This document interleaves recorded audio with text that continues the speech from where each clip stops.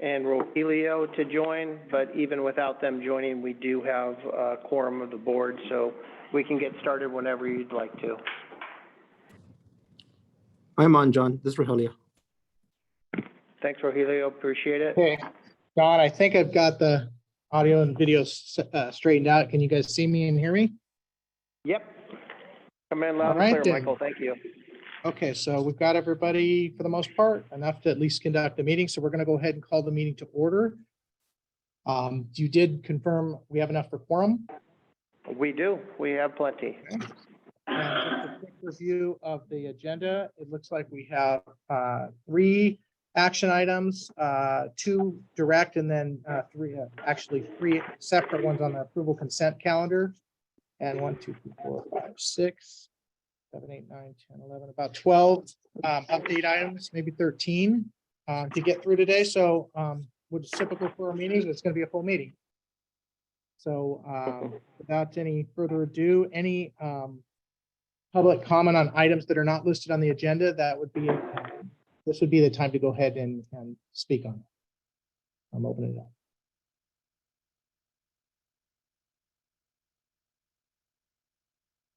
Okay, hearing none and seeing none in the chat, we're going to go ahead and commence the meeting, John. I think that can take us into the action items.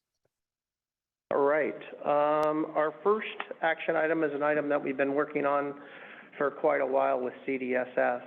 CDSS has a number of agreements that they enter into with external researchers to be able to do various studies on public assistance populations. Historically, when they've entered into those agreements, each and every one of those agreements has come to the JPA board to look at individually. We have put together an agreement, a data use agreement that CDSS has sort of modeled after their agency data use agreement that has standard terms, conditions, security, sort of what are the protocols that we work through. Our council has worked through that with CDSS council.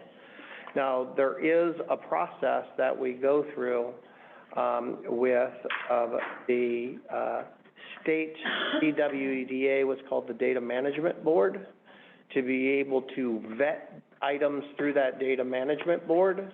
This agreement has been presented and has been reviewed by the Data Management Board and the directors that serve on that Data Management Board. The process as we go forward is that they will be putting forward a used case in the future to be able to look at what type of research opportunity there is, what data needs to be, and also how that data will be used. We know that we will work that through the Data Management Board, but as we get those cases in there, we will also be bringing them to the JPA to be putting them on the consent calendar. So if there's any questions, comments, concerns. But this has been vetted through our technical team, our legal team, the Data Management Board, and this is open for board discussion or to move approval on this. So Michael, back to you on that. Thank you, John. Okay, I'm glad we've gotten to this point on this. So, and all the appreciation to all the parties that have been involved in trying to get this hammered out. So are there any questions or comments from our board members or state partners on this particular item?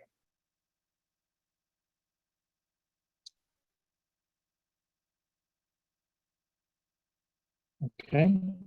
Any public comment on that? Oh, I see Sayori. Sayori, good. I saw your hand that time. I'll go back to Sayori, please. No, sorry about that. So I wanted to just make sure that I'm clear.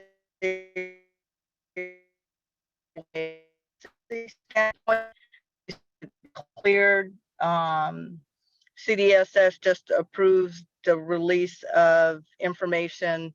Because we always have questions about information that's de-identified versus identified from a research standpoint. And I just want to make sure from a policy standpoint, CDSS, so are they just a blanket for research purposes this information will be released? Sayori, the blanket or the data use agreement covers all the terms and conditions to safeguard the information.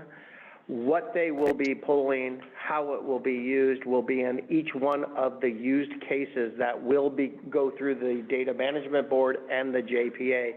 So those specifics will be brought here. But the terms of how it will be safeguarded, destroyed after the research, all of those types of things are contained in the global agreement. So we're not asking for pulling of any data today. We're looking for the standard data agreement and the process to bring the specific data requests to the JPA board on the consent calendar after it's been vetted through the Data Management Board. Okay, thank you for the clarification. Okay.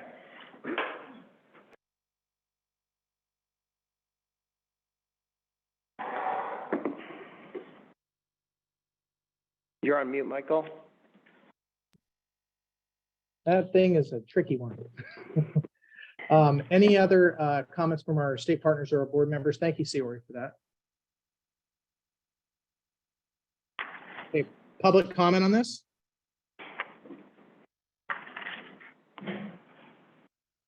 Okay, then we'll go ahead and see if there's a motion to move this item. Hi, this is Sayori, motion to move. Thank you. This is Becky, I'll second. Very good. Marla, do you approve? Yes. Tracy? Yes. Greg? Yes. Chris? Yes. Gilbert? Yes. Very good. Veronica? Yes. Very good. Roxana, have you joined us? I have, yes. Very good, thank you. And Rogelio? Yes. Very good. Pardon me? And then me too, John, yes. And Michael, yes. Sorry about that, Michael. And our chair approves as well. I was like, he didn't call my name, I don't think. My apologies on that. No worries. All right. Our next item up, do you want me to move on, Michael? Yeah, let's go ahead and take the next item. Yep. Okay, our next one that we're seeking board approval of is of the CSAC contract. We use CSAC to do some of our staffing.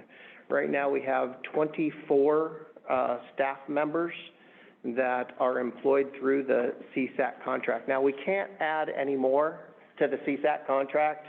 It's going to happen through attrition that contract gets phased out, because all of our staffing either happens through the counties or through RGS or through our vendors. So we're not going to be adding any more new staff, but we need to extend this contract period. So we'll be extending it beginning the new fiscal year, July 1st of 2023 through June 30th of 2028. This really aligns some of the fees and things like that we have with our RGS contract. It is an increase in their administrative fees from 2% to 5% to 7%.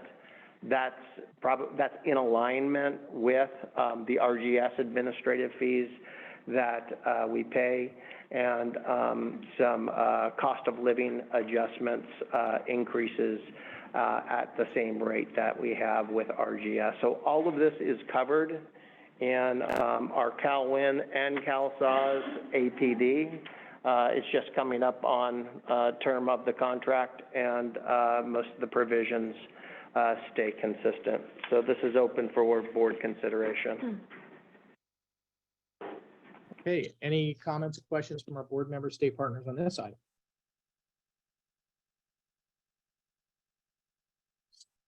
Hearing none, any public comment on this? Okay, hearing none, I'll go ahead and make the motion to approve this time. This is Marla, I'll make the motion. Thank you. We'll put you as a second. Okay, Tracy, do you approve? Yes. Greg? Good. Becky? Yes. Chris? Yes. Gilbert? Yes. Sayori? Yes. Thank you. Veronica? Yes. Very good. Roxana? Yes. And Rogelio? Yes. Very good. Motion passes. That brings us on to our consent calendar. There's 3 items on the consent calendar. The first one is the minutes from the April 14th JPA board meeting. All of the open action items are on the agenda. One of the open action items on giving an update on our virtual assistants there'll be a demonstration and some information provided at the June membership meeting. So this is open for board comment or to move approval. And, I got to go to the rest of the consent calendar, not just do them one at a time. The next one is for delegated authority. So when we originally entered into a contract through the Department of Technology with California, as the board approved that contract to get AWS services, you also asked that we establish sort of a threshold that we'd be going through every single year. So if we start bumping up against that threshold, that I'd come back to the board, tell you that we're bumping up against that threshold. So I think it was last year, the authority was about $26.5 million to pay through that contract. Right now, our actuals is about $18.7 million, well under that. But we want to extend into the next fiscal year, starting the beginning of the fiscal year, so July, August, September, about another $10 million on top of that. That will bring us through September. As you can recall from our past board meetings, we're expecting right around September, October, that we will have a new agreement from another third party using a leverage procurement. Tom Hartman will give an update on where we're at on that later on in the agenda. But at that time, when we bring the contract to the board for consideration, we'll also bring a specific threshold amount that we expect to spend on that back to the board. So a little information why we're a little bit under budget right now is because if you recall, we moved Los Angeles's movement to the AWS contact center solution to November, give it a little bit more time to scale that out. And then next year, we're looking at about $42.8 million. Of course, that will have all the Calhoun counties on. It'll have LA County on at that point in time. So looking for the board to approve a $10 million threshold limit that will bring us through September. In September, October, I expect that I will be coming back to a new contract and a new threshold limit for that. So that is the other item that is on the consent calendar. And the last item on the consent calendar is a Gainwell change order 8, which is really a county direct and Cal Saw's language, county purchase. This is a San Diego County purchase. It's to run a query for them, specific to them on their caseload that Gainwell is doing for that. That is funded by San Diego. It's been approved by San Diego. We just have to incorporate that into the contract. So with that, that is an overview of the consent calendar and open for board questions or action. Thank you, John. On the AWS one, just confirming that is for the additional funding needed through the end of this fiscal year's approval. And then you'll come back on the standard rotation for approving what the funding is for the new fiscal year? A slight modification. We have enough money to get us through the end of the fiscal year. I'm looking for an extension from July 1st through September, October timeframe for $10 million. That's going to coincide with the new contract that we're going to have in place. And when we bring that new contract, I'll be asking for a new threshold amount. So I'm asking for $10 million into the spending authority into the new fiscal year, and probably the remaining $33 million will be packaged up in that authority that you delegate to me to be able to pay those bills with the contract that we expect in the fall of this year. So it is for probably the first quarter of the fiscal year, that authority. And the funding that's in here was included in the IPDU that was already sent? Okay. Yep, all included, no Included. additional county funds, it's all included in our budget. Okay, any other questions or comments from our state partners or our board members on any of these three items?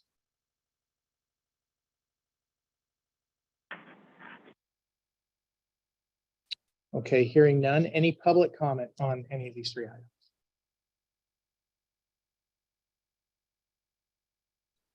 Okay, then I'll go ahead and move to pass this as a slate. For a second? Second. I second. Sayori. Thank you. So Tracy is the first to approve, and Sayori's got the second. And Marla, do you approve? Yes. Very good. Greg? Good. Becky? Yes. Chris? Yes. Gilbert? Yes. Excellent. Veronica? Yes. Very good. Roxana? Yes. And Rogelio? Yes. Excellent. That brings us to the end of the action items, Michael. Okay, great. Then that takes us into our informational presentations. All right. We're going to start policy. Oh, sorry, John. Go ahead, Lisa. I think we're ready to go with the continuous coverage unwinding update for today. And Teresa, are you out there to kick us off? I am. Thanks so much, Lisa, and good afternoon, everyone. Just a couple of updates from the unwinding perspective as we move into our second month with the unwinding. The first thing I just want to draw everyone's attention to is, as DHCS has shared, we will be publicly reporting out on how things are going with our unwinding through a data dashboard that will be posted on the DHCS webpage. What will be included in this dashboard is the total Medi-Cal enrollment that we have for California, as well as statistics related to applications, redeterminations, and discontinuances. This will include information about which amount was successful through the ex parte process, which cases were discontinued, and potentially the top reasons for discontinuances, as well as other data that is of great interest to the community. The information in the data dashboard was primarily obtained through our SAWS partners so that we could tell an accurate depiction of what's happening to the cases. The only exception to that is the total Medi-Cal enrollment does come from our MEDS database, since that does house all the active Medi-Cal members. The DHCS dashboard is going to be posted, like I said, on our Medi-Cal page, and the link to where it's posted is listed here. There was hopes that we would post our first dashboard in early May. However, there has been some changes that we wanted to make to the dashboard that we think will be helpful to our community members when they're reviewing it. And so the first time we expect to post this dashboard is at the end of May, beginning of June, and it will be reporting for the March month of eligibility. So as this becomes live, we will share it out publicly in all the different forums so that folks can be aware of its placement. On to the next slide, just wanting to share a little bit more about some of the other pieces that may touch our county partners. And the first one is just changes that we've made to some of our outreach campaign. As all of you are aware of, we have a keepmedicalcoverage.org website that was developed specifically to educate the community and our Medi-Cal members about really how to successfully get through an annual renewal. When we kicked off this page, it was very bare bones and really only provided basic information and an opportunity for people to sign up for text and email from DHCS. We've taken that website to the next level and have actually added some new features so that when Medi-Cal members go onto this page, they can click on the box that's most appropriate for where they're at with their renewal journey. So this includes the update my information, and this is for folks that maybe just need to update their contact information or other pieces. There's a button for when someone actually got their annual renewal. And what's cool about this particular piece is it actually links to many of the CalSAW's YouTube videos, Benefits Cal, on how to actually complete that renewal and access their Benefits Cal account. There's also I'm no longer covered, and so they're discontinued from Medi-Cal, and where do they go next? And finally, a button for if they actually received a successful renewal notice. We are going to continue to iterate on this page and add things such as the frequently asked questions and some additional videos around renewals.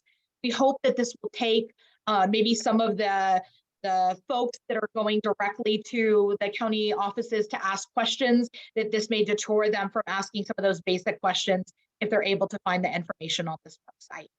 We've been engaged with our county work group for their feedback and information on all the documents that are contained on this particular website, and we'll continue to do so as we move forward with it. Also, just wanting to share that we did begin sending out the email and text messages to folks that signed up on the DHCS website to receive those updates. The email messages and text messages did go through our Unwinding County work group for feedback so that we could make sure that the messages closely aligned with different messages that they would be receiving from SAWS. And then lastly, just flagging for folks, we know that DHCS made a last minute change to accept an asset waiver, which allows us not to look at assets for the beginning months of the unwinding until the asset elimination is in place. We are developing some outreach materials and tools specifically around that, since we know the annual renewals still contain asset information when they go out to our Medi-Cal members. And that concludes the updates on the continuous coverage unwinding, and I'll pass it back over to Lisa.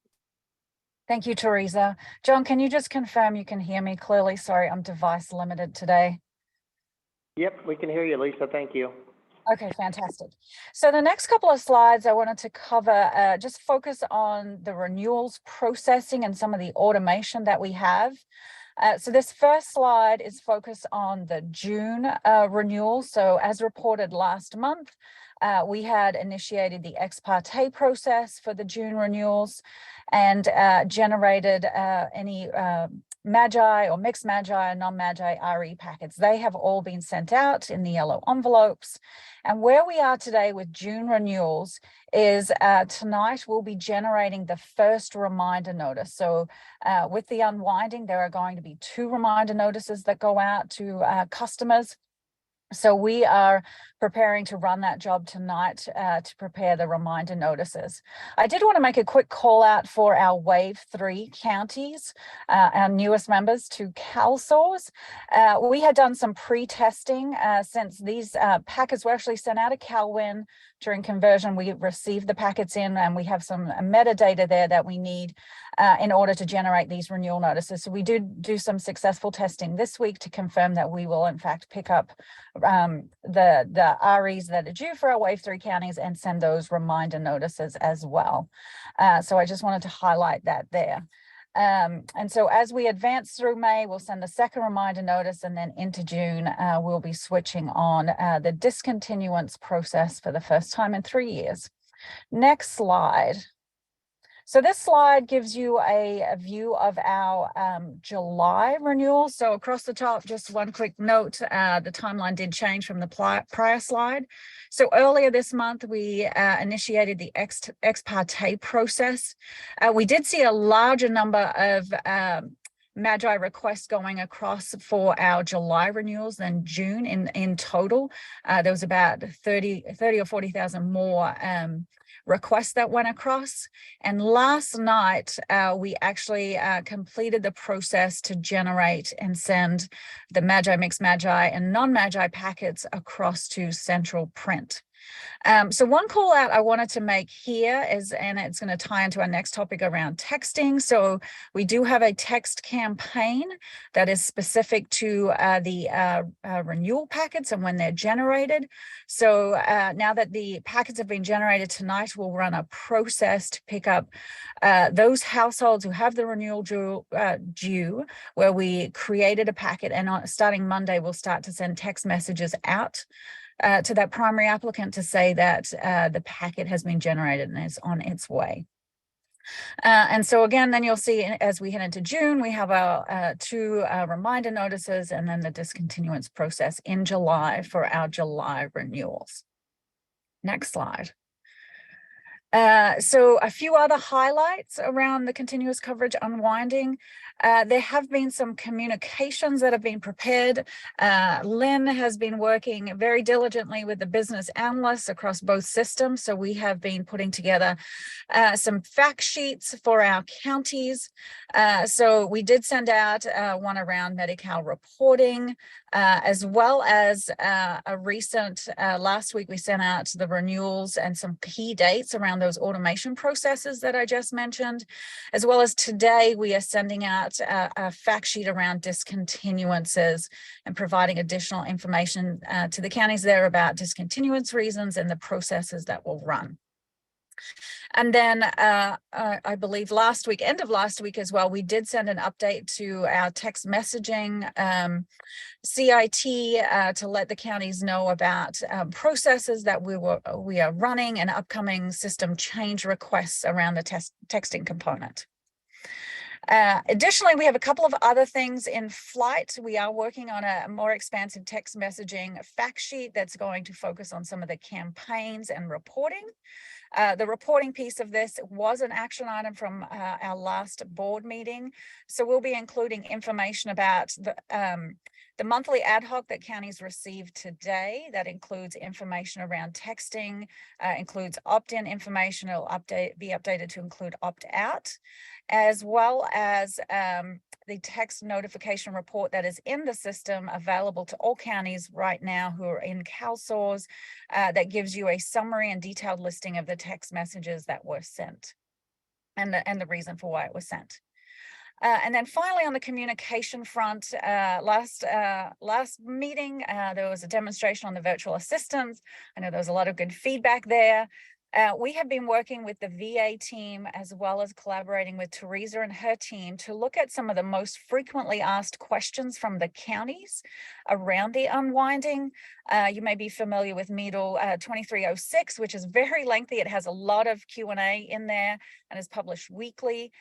We took working with DHCS, the most frequently asked questions, and we are going to be loading them into the virtual assistant. So as workers are navigating through the system and they have a potential question about a Medi-Cal renewal, there'll be some content in there to help them with those questions, in addition to having access to that more detailed MEDL. So that's something that is in process, and we'll have an update next meeting. Next slide. Okay, on the text messaging front, I did want to highlight that since we last met this past Sunday, we did run the data change to opt in additional active and pending primary applicants. Now, a change from last meeting is that this was focused on Medi-Cal and CalWorks only at this time. Phone numbers, and the opt-in is by primary applicant and by phone number. So we targeted anyone who was active or pending on Medi-Cal or active and pending on CalWorks, and this is based on discussion with an agreement and policy issued by DHCS, and agreement by the CDSS CalWorks branch. So that is the scope of what we ran. And you'll see some statistics there on the right in those little little colored boxes down there. So right now, from an opt-in perspective, when we look at anyone who's a primary applicant on a Medi-Cal, you'll see there about 85% are opted in. CalWorks is about 82%. The reason it's not 100%, some folks, there are 0 phone numbers listed for some of our customers in the system, or they were previously opted out of texting, or had been undeliverable messages that we had tried to send. So we preserved anyone who had already indicated that they wanted to opt out of text messaging. Where we're at with text messaging, I think if we go to the next slide, I'll talk about some of the changes we still have targeted and planned. For the wave 4 through 6 counties, we'll be running this process for you a couple of weeks after migration. When we have the data in the system, we'll have a data change queued up in order to execute this process. We have some online changes that we need to make as well. However, they are currently pending feedback from CDSS. So CDSS, we had a meeting last week, and for other programs in CalFresh only households, I believe CDSS is working with their legal to get a determination and provide us guidance and the county's guidance on the opt-in. We need to get that information in order to make the online changes in the system, so that on an ongoing basis, as new customers are added to the system, we can opt in them appropriately for the respective programs. So that is in flight.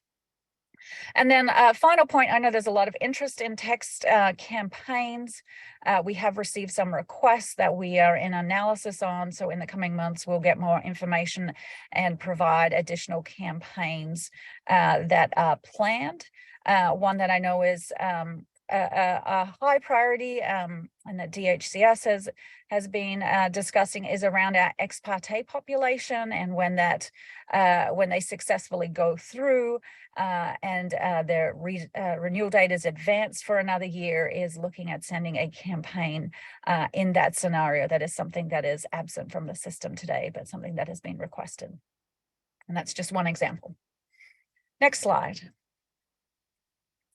If we move on to just general release highlights, last weekend we also ran our final run of the CalFresh emergency allotment process.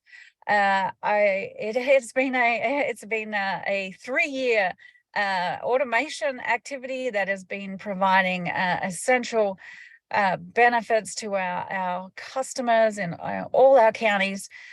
We did a quick tally of the benefits that have been issued out of CalSource, so that's NC4, and it was over $8 billion in benefits and something like over 43 million issuances that were generated that provided benefits to our customers. So it was definitely a very extensive effort and a lot of people involved in those monthly runs. So that's a quick highlight there. We do have our coming up next, our 2305 release, scheduled to be live on the 22nd. And I know there's a topic coming up around ROI, which is one of the components there.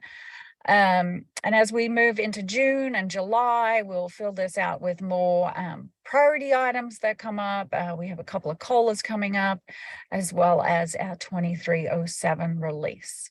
Next slide. Thank you. And then I did want to also mention, we know a number of counties have been working through disaster CalFresh. We have 3 waves, as I know of today. Waves 1 and Wave 2 have executed through their application periods and downstream processing. And we have a new Wave 3 Wave 3 for disaster CalFresh that is starting on Monday. So we have Mono, Madera, Mendocino counties that will be supporting as they work through the disaster CalFresh application period and processing. So I just wanted to give you a highlight on that as well. And then I think I am handing off to Karen for the next slide, Karen and Ona, to talk through ROI. You are. Thanks, Lisa. I'll just add that when you mentioned about upcoming texting campaigns, as those are customer facing, we would also work with our stakeholders on what that texting would look like. Going to release of information update. We wanted to provide some feedback on county validation. The county validation team validated it, And we had 4 counties that participated. They validated a total of 50 scenarios and they completed last week. There are no outstanding items with that one. And the CalSAWS and Benefits Child System test teams combined passed about 1,000 test scenarios. So they ran a lot of, this is kind of new, with it being new functionality and working between the two systems to make sure things are running smoothly between them. They ran a lot of test scenarios on those. And then for the ROI outreach, we did an all county functional demo on May 4th. We do have another one scheduled for later in May on the 25th, I believe it is. We've also drafted the draft ROI job aid that was published, and we will also have information available in online help once the release goes live. And then we are currently working and finishing up on a CalSAWS functional presentation, which is like a small video to be available in the learning management system, also effective at the beginning of the release on May 22nd. Moving over to, I think Owner is next. Yes, thank you, Karen. Over to you, Owner. Thank you, Karen. Good afternoon, everyone. As Karen mentioned, ROI is the new online capability for customers where they can give consent to share a specific set of information for a defined period of time with community-based organizations, and to share a little bit about where we are from the release and from a solution readiness and validation standpoint. It has been designed and built based on the draft ACL provided by the state. And as Karen already shared the updates on the county validation and the outreach activities, I will add a little bit on that from the, in addition to the county validation phase, the functionality is also validated by advocate partners as well as the state partners for a defined time window, identified and coordinated together. And as we shared in the previous meetings as well, the teams have been working towards a 522 production timeline up until today, and we have been on track for a pilot use for the state contracted CBOs due to the fact that the final ACL has been pending and to be aligned with the consortium privacy and the security the guidelines. So this essentially where we have been working from overall ROI standpoint, design development, validations, and release readiness. So, Owner, this is John. Let me jump in a little bit here. So, as we've reported out to the board, we went against standard operating procedures and started to develop this at the same time policy was being developed. And that's always a challenge.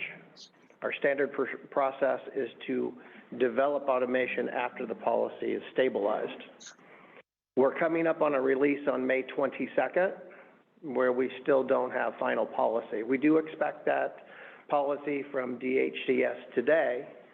And even though, as you heard from the team, there's been demonstrations, there's been working through how the automation with the current design works, there isn't stability in the policy, and I think some of the processes that would need to be in place in the counties are not there, or else there isn't that clarity.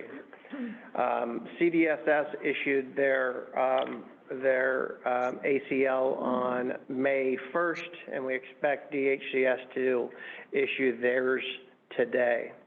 One part of it is, how does a CBO qualify to be an entity to be included as somebody that can get information released? That has not been clear from the draft policy that we received to date. So as Owner pointed out, that because of that lack of clarity and not knowing what responsibilities the counties would be taking on. Do you have to have security agreements in place? What are those responsibilities? What would that be? The strategy that we're looking at was actually just loading the state-approved CBOs first, and I think both state entities have said that this is sort of a pilot program. So during that pilot, doing that, and then letting the policy settle and getting clarity on what responsibilities would be there for the counties to be able to add that in there. So that is what we've been looking at as our strategy for an incremental rollout, knowing that with policy, as we speak today from both of our state partners not having been issued yet, but we expect it to be issued, that there are going to have to be changes and enhancements and things like that that roll in because of the design strategy in parallel with the policy strategy. So I wanted to acknowledge that you know, even though we walk through and say, here's all these communications we've done from the project team, per the design that was in flight while the policy was in design, I think there is some county business processes and things like that that haven't been fully vetted out, and that we've tried to segment off by just saying, hey, we're going to have just the state-approved CBOs loaded first, but there could be a customer service impact if people are calling the county saying, how do I get on that list? When is that? And those types of things. So I think we'd be remiss if we didn't bring up that item in front of the board in this setting. Maybe we'll go on to the next slide. Mike has his hand. Go ahead, Michael. Is the next slide still ROI? No, it is different. It's different, Mike. Yeah. Okay, so so I do want to built off of John's comments. I do want to commend the staff and everybody who's worked really hard on this. I think it's really important what we're trying to do there and get the releasing information correct. Make sure that clients' information is well protected, that there's a clear indication when they've approved someone to have the access that we're putting together for them. But as I understand it, the designer strategy around releasing the state CBOs and then working out another timeline or policies related to the county CBOs is I don't know that there's a way to differentiate in the system for clients or anybody else what's a state CBO and what's a county CBO. Is that correct? I think, Michael, if you're talking about once a CBO is approved, so whether it's a state CBO or in the future a county CBO that's loaded and approved, that CBO is approved to be in a drop-down list for statewide. So if you and LA, Michael, were to approve a CBO, and Becky and Mendocino had somebody that approved one of their clients, it is a statewide access. It is not segmented by saying LA owns these CBOs, right. Mendocino owns these. It is generic. So all of the state CBOs as currently designed would be loaded and available statewide to be able to serve the caseload. And then if an individual county approves a CBO, even though if they primarily do business in that county, an individual could select that county approved CBO statewide. It is not segmented by county. Right. I think I understand that. So approve whatever approval process, if they're in the approved list, they could pull them down and select them. It's the matter of if they're not there, then there would be processes to make the request to be added and then go through. And that's not defined how to approve necessarily a CBO to be added to that list. Correct? For the counties at this point in time, I think there is a process where the counties could add them. What is not clear is what is the responsibilities of the county to have a privacy and security agreement, and what does that mean? So that if there is a breach or somebody uses the data wrong or something else occurs, what is the county responsible for? What is the CBO responsible for? Is there any audit review procedures that the county has to take on? From loading the state CBOs, that is the responsibility of the state, that they have approved that and they agree that they have the necessary agreements in place for data protection with those CBOs. So that unfortunately was not clear in the draft policies that we've seen of what are the responsibilities of the counties of adding in those CBOs that would be there. That's fair. I think that's critical for implementation to have that down so that the expectations for the CBOs and the clients are clear and the expectations for the counties who will respond to that are also clear. And I think we need to spend whatever time is needed to actually get that to conjoin and line up so that we have alignment with the policy process and then that the technology aligns with that. So yeah, I'm quite concerned that we actually would roll out the functionality on the I think it's 22nd we have it. Correct. Correct. The 22nd, when these are pretty important items that could impact the customer service. It could impact clients who think they can actually have their CBO have access, and the counties not actually really have a method by which they can provide that access. So I would really encourage us to look at potentially calling a special work group together to resolve this before we actually roll out functionality that then would create that kind of set of requests that can not be fulfilled. I see Gilbert's hand up. Thanks, Michael. And I appreciate your comments and I concur with them. Based on a conversation at a self-sufficiency meeting yesterday, as well as some other information from staff locally, this is kind of a revelation that I think was unexpected, and agree that this is something that we are trying to accomplish and we see value in having the CBOs have a release of information to better help our customers, but without having clear instructions from both CDSS and DHCS, which I kind of heard yesterday is not going to be a full alignment, which will add new complications, not new, but additional complications to getting this correct. I potentially foresee some challenges rolling this out on the 22nd at the county level to get it right and to not cause confusion for customers as well as for the CBOs. I don't know what the challenges would be to pause a 522 rollout, but I think it might be something the board should consider. Gilbert, in response to your comment, the ROI does have impact both benefits Cal front end and CalSAW's back end. Based on just some comments that I've heard, we have looked at how we can proceed with that release and make sure that we disabled release of information both on benefits Cal as well as CalSAW's.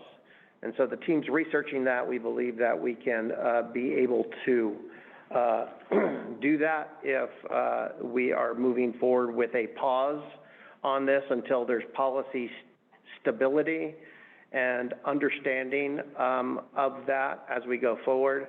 I know we're in a public meeting. We know that we'd have to talk with our advocate partners, and I know that Jen just put in a comment, but we would talk with our advocate partners as well that we're putting this on hold and until that there's clarity so that all CBOs, whether they be state or county, can see if they meet the criteria to be loaded all at once. And Becky has her hand up here in the room, Michael, so I'll turn it over to Becky.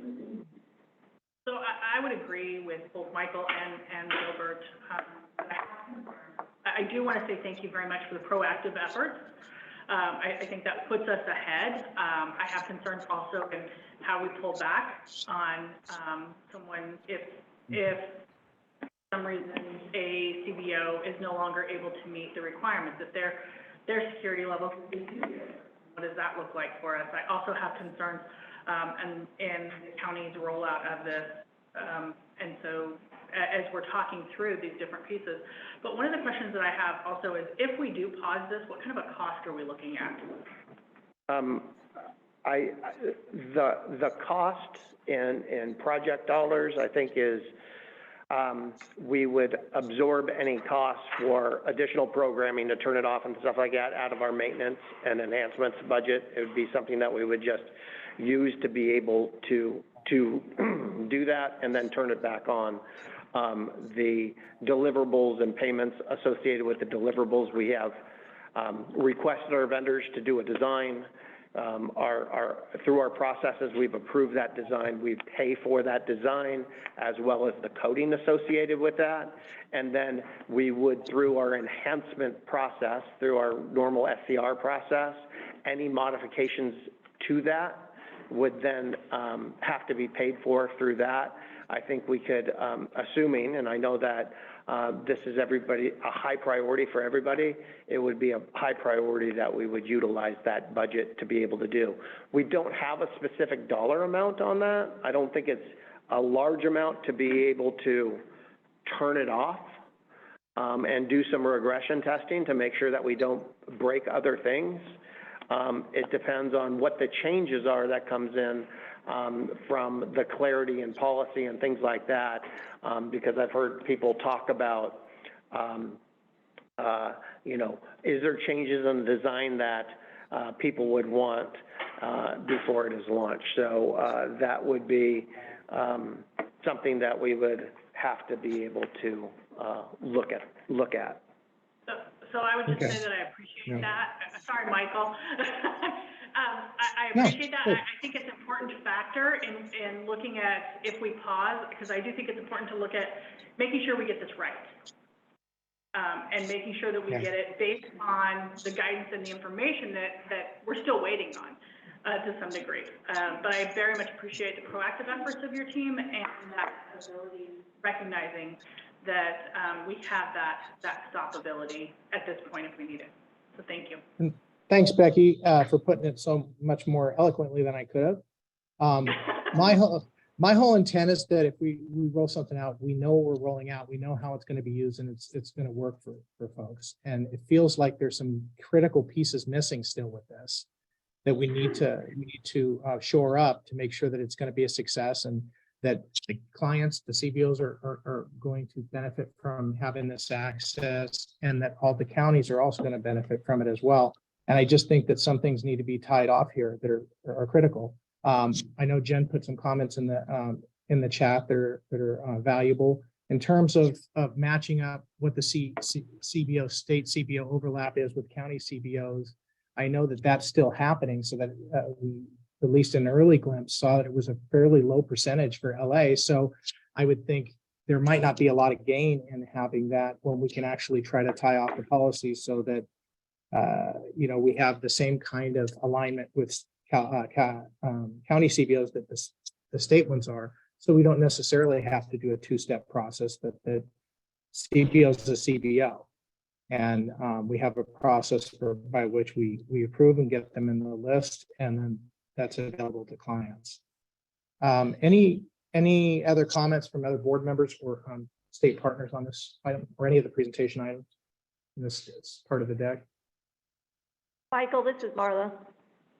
Thanks, Marla. So I also really appreciate the proactive work to be ready for this and to get this going. I think it really demonstrates a good faith effort on behalf of CalSAWS and of the counties as we've worked toward this to be ready to roll this functionality out for our community. And it is an important functionality, and we do want to get there. Two of the questions that I have or concerns that I have that I would like to kind of hear more about or get more input on. And in saying this, I'm agreeing with you, Michael. I like the idea of putting a pause on it and kind of getting the policy wrapped up and getting some of these questions answered. So two of the questions I have are, one is the current design includes a paper ROI process, and that paper process has an unknown impact on workload for the counties that I'm worried about, and I'd like kind of more thinking around that and more assessment of what that county workload is. That would for sure be an unfunded mandate for us, and it could have really a big significant impact on the time that it takes for us to run cases. And the second thing that I'm concerned about is, or that I have questions about, is the design right now whereby, or the thinking right now whereby a county can have an agreement with a CBO, and then the county gets loaded into that agreement, or that CBO then can be loaded into CalSAWS, and that CBO then is available for anybody in the whole state to use those services. Now, as counties, we are accountable to the safety and security of the information for the people that we serve in our county. So let's say, as an example, if a CBO from LA is loaded into CalSAWS and a community member from Contra Costa County uses that CBO or identifies that CBO or selects that CBO to provide them support, and then worst case scenario, there is a data breach and the Contra Costa County residents' data is breached or accessed, who is responsible for that? Because Contra Costa County does not have an agreement with that CBO. And so I think that's a real risk, and our county council is looking at that, and we really have some questions about that. So that's one of the issues that we'd like to have looked at. So again, like everybody else has said, I think a good idea. Really appreciate all the work. I think we're in good stead to get this out, for our community at some point when all of these final policy questions are resolved. And Michael, based on these comments as well as Jen Tracy's comments in the chat, what I'm hearing is because there isn't clarity in policy and there's some design that is driven by, I think, the lack of policy that exists, that we want to see what the policy is, see what the responsibilities are that would be put onto the counties.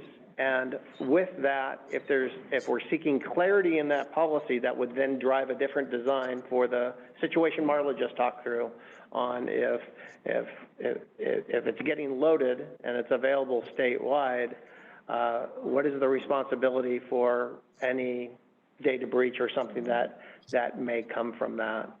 Our original sort of strategy was to sort of let those things work out and then just load the state ones because it would then be there. But what I'm hearing overwhelmingly from the group is, you know what, don't do it incremental, don't do it that way. Let's hit the pause button, keep this on the JPA, the PSC meeting, work with our state partners, work with our advocate stakeholder partners, and re-examine the final policy and the processes that ensue from that and the responsibilities of the county, and take a pause on that and sort of take stock in that, because if we just got the CDSS policy on the 1st of May and it wasn't as clear as we would like and as detailed as we like, and we expect the DHCS policy today, then let's take our time with that policy, because there is a liability issue,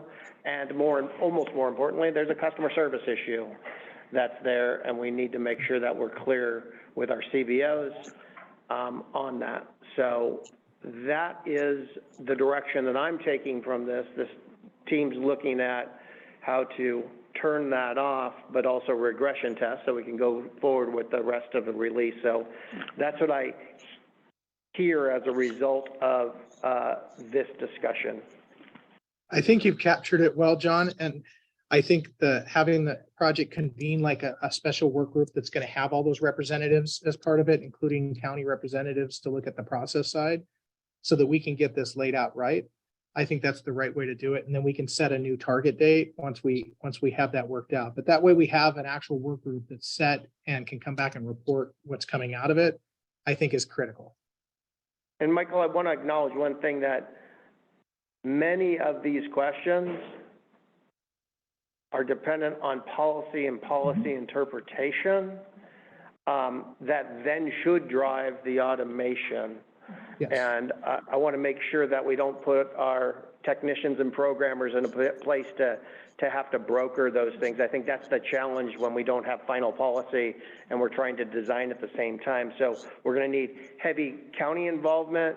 And I know Adam's here. I'm looking to our state partners of having policy state partners involved, because this is sort of an operational impact. And I know that our advocate partners are going to want to be involved in this, because a lot of this that we're talking about is more policy related instead of technical related. So as we hit a pause on the technology, and we don't have a problem convening a group with those folks, but it is not, many of the topics cannot be driven by the project. Yeah, that's Understood. right. And Michael. And I don't think I was implying that. I just need some level of coordination to pull the groups together. CWTA needs to be there, the counties need to be their advocate, CDSS, DHCS, and I think we can look at this and it's just, it needs to have a work group that can drive it with everything everybody's working on.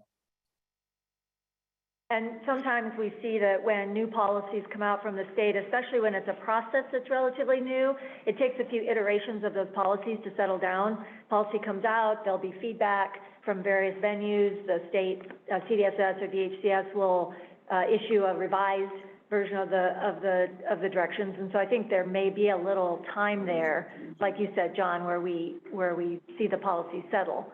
Drive the technology then. And I see Teresa from DHCS has her hand up as well, Michael, if we want to acknowledge Teresa. Yes, I see Teresa's hand up. Thank you. Hi, yes, and totally agree, and want to make sure that I am vocal to understand that we are hearing the request for the policy from the state side, and DHCS has been committed to assisting in getting the right policy for ROI as we go through this process.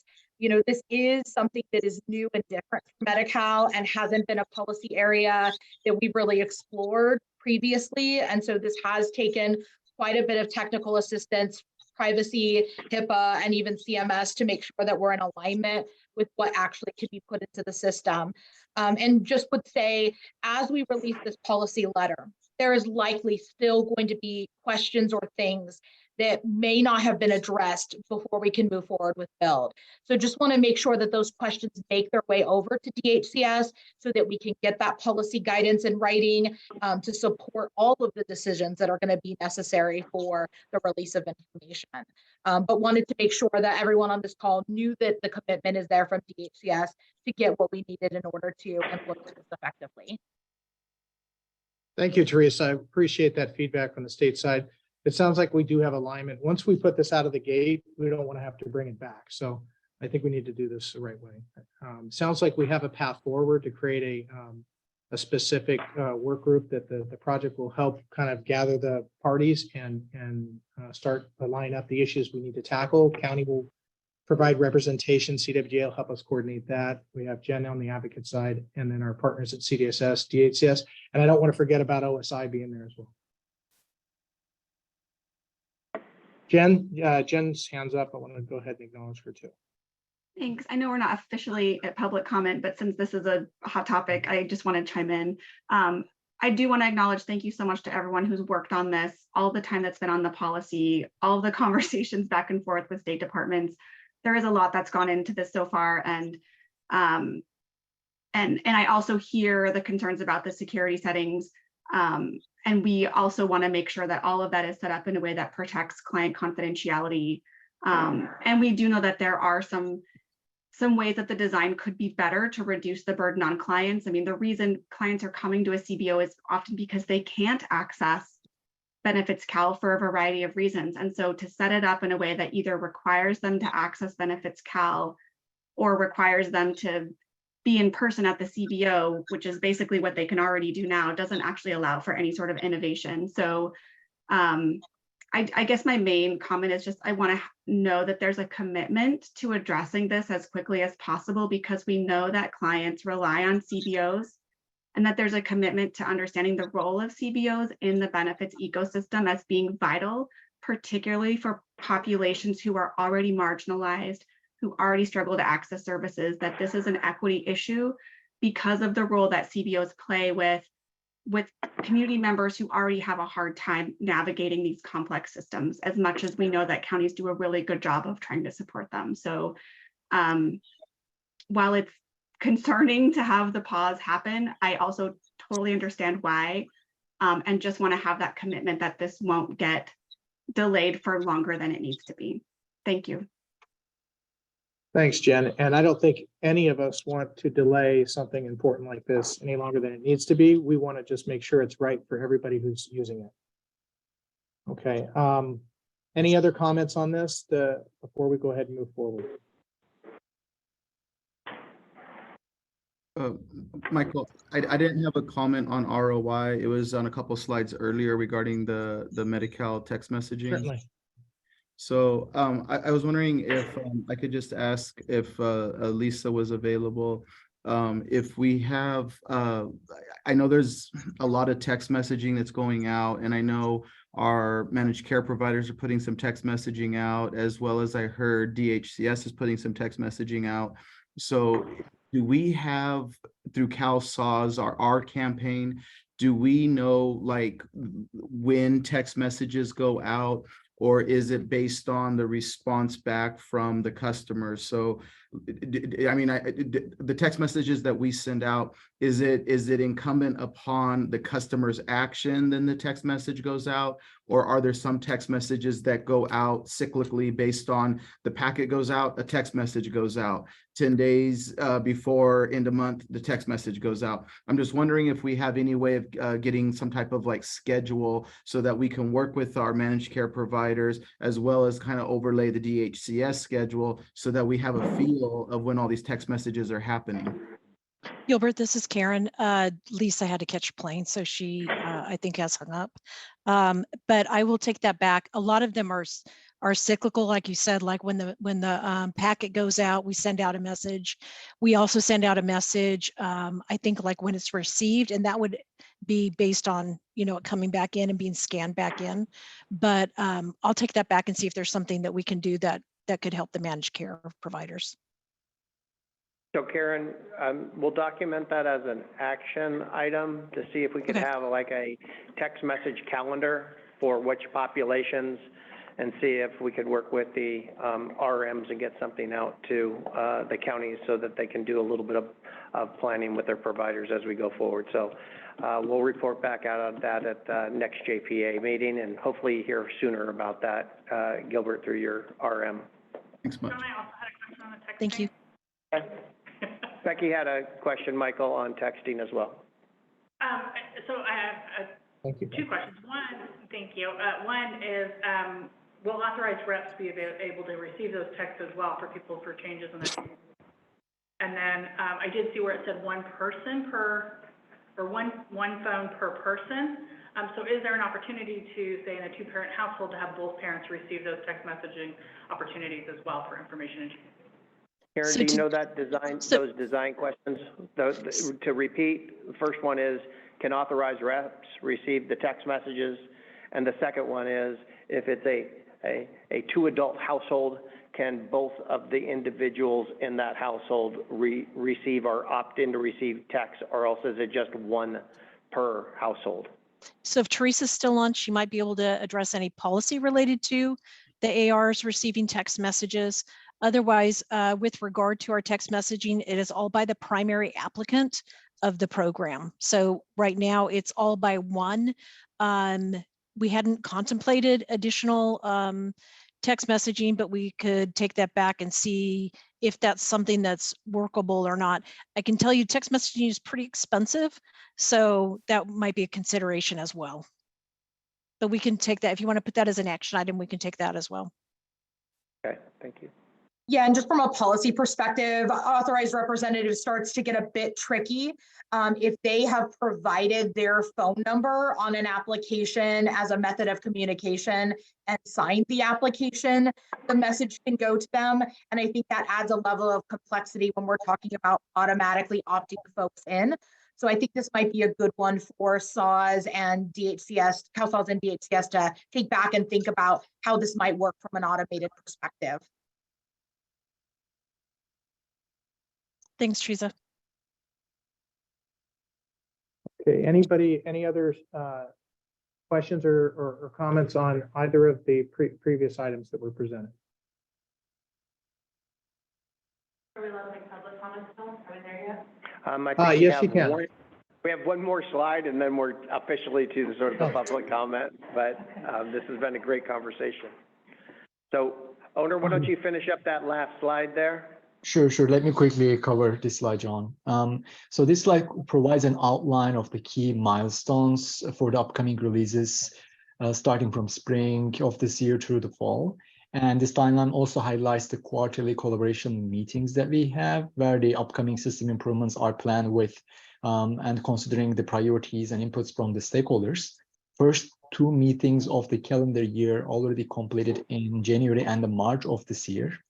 And the next quarterly meeting, collaboration model meeting, is scheduled for next month, June 23rd in the next month.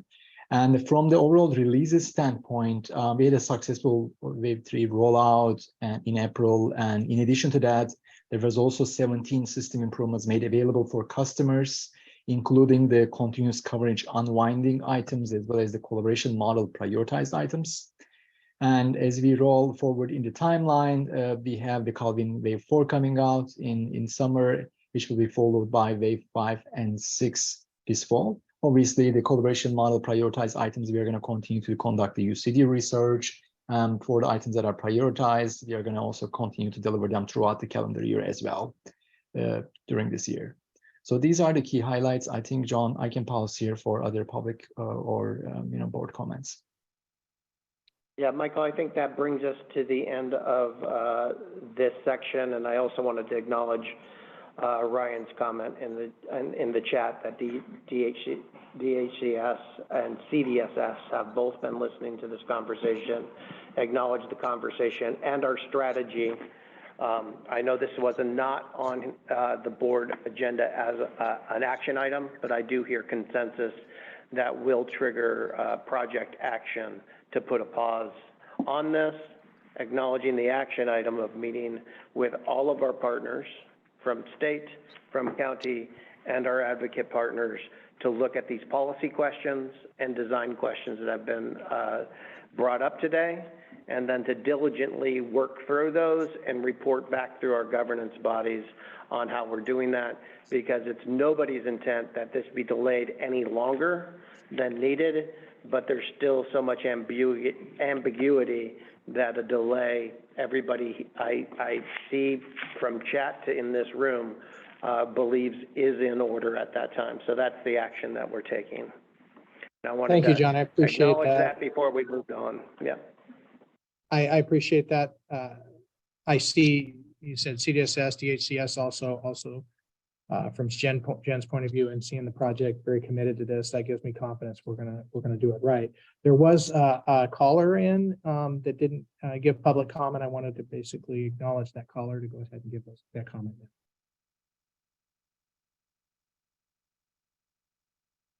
I think it's. I don't know color, but I didn't know if someone else chimed in that I didn't figure it out.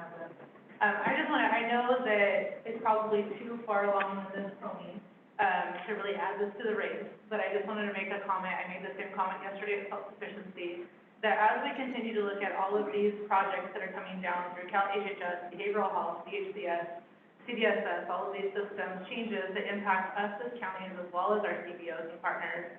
We keep on making statements in the development of these that they're going to be universal, and yet they're not.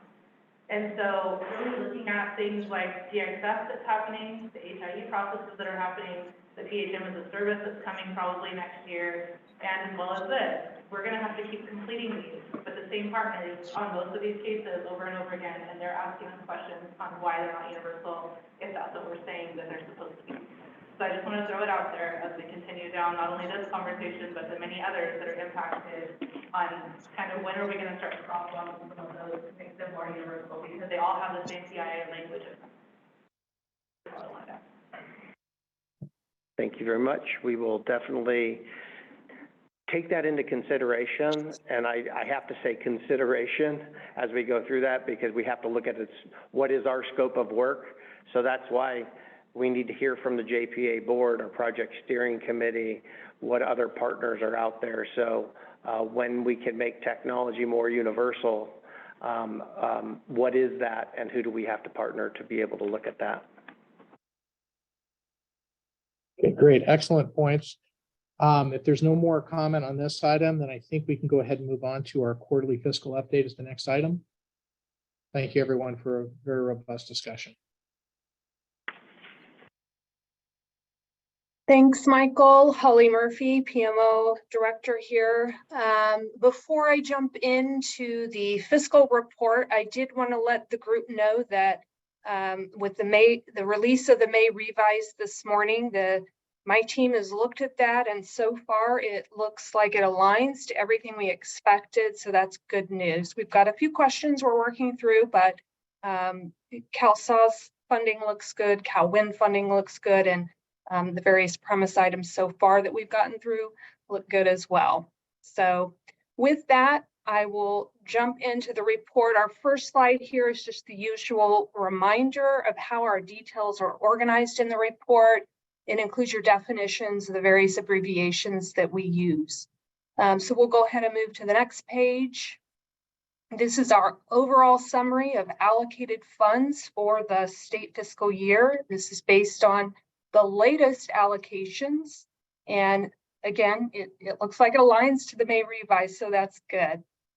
We have had a very active few months since our last update back in February. We've had multiple changes that we've incorporated based on first alignment to our recently approved IAPDU for CalSAWS. We've had various county allocation updates, along with revised projections as we went through and finalized our year-end expenditures. So our actuals that are reported here are the costs that are reported through the March claim month, plus our vendor costs through the June payment month, because those are based on our advance request that we just submitted over to the state at the first of this month that we will be paying in June. So we know what those costs are. Now, drilling down a little bit for CalSAWS, across each of these cost allocation areas, you'll see we've noted some savings. Some of it's minor, where we've got just some final projection, final vendor costs were less than planned. We've got staff, legal, travel coming in less than planned. A couple of areas I did want to call out for you is the DD&I, the non-application development category. That includes our activities related to implementation and conversion. And we're projecting some staff and travel savings, but we also have a couple of payment month adjustments in that savings of $1 million that you see there. We have deliverables that sit right on that edge of June and July, where we have some that need to be paid in June, some are going to need to be paid in July. And so just a couple of weeks in that time frame can make a difference for us. So where we need to move certain payments out to July, we have accounted for a plan to address those next year. The other area to note is for training. So you'll see some significant savings there too. This was tied to travel for county staff to attend instructor-led training, or ILT. So this was for staff to travel to a different office or an offsite location for that in-person training. But for the most part, well, we've been seeing that trend pretty low. So, and while we usually assume counties are going to fully expend their allocation in this year, given the trend, we wanted to call that out for you. So then, and just as a reminder, we can't shift the funds between these different cost allocation categories, these caps, without going through the IAPDU processing. They're each unique with different funding participation rates. For the premise, the majority of the savings in this area is actually related to CalWIN. Just, you might recall, we started consolidating our CalSAWS and our CalWIN premise items a couple of years ago to streamline those fiscal processes. And so that funding is actually a combination of both. And CalWIN hasn't needed all of the premise funding, as in many cases, those changes don't go into effect until after the counties will all be migrated. So we're seeing savings there. For the CalWIN M&O category, we've trended low as we've implemented fewer changes. Our staffing costs are less than planned. We had some application maintenance costs less than planned. We had expected some report refactoring work that is coming in less than planned there. And then our CalHER savings, which was also not unexpected. So overall, across the portfolio, we're at just under 90% actuals today, with the April, May, and June claims yet to come in. But we're expecting 97% at the end of the year, based on those current expectations and the assumptions. With that, I'm going to drill down into some of these categories. As usual, on our next page, we'll talk about the county support staff. So this is the dashboard, and this is the DNI, county support staff. That's the manual conversion, the ancillary and planning and preparation funding. So these are county allocated costs. They reflect the actuals for the March claim. We assume counties are going to fully expend this funding. We went through recently and issued a CRFI out to these counties, and we gave every county an opportunity to request updates to their funding, whether they needed all of their funding or they needed it or not. Did they need more funding? And we were able to accommodate all of those requests. And so while you'll notice there's a range of utilization rates, as always with the different counties, go live dates throughout the year, different approaches, that's not unexpected. The next page, slide 24, we go into our consortium personnel details. And so again, you'll see some staff savings here. We did update our FTE counts. We've identified recent hires for some of our implementation coordinator positions. So with that, we can move to the next detail, which is page 25. This is our funding for system changes, or the M&E, or the change bucket. So again, here we have our actuals through the end of June, because we assume our advance request that we just submitted over to the state will take us through the end of June payment month. CalWIN, as I mentioned earlier, that's trended low. Again, not unexpected, but that report refactoring work we were planning on was coming in lower than planned. CalSAWS, we are seeing some savings in CalHERS. And then premise, as I mentioned previously, is primarily due to CalWIN, the CalWIN category of that premise.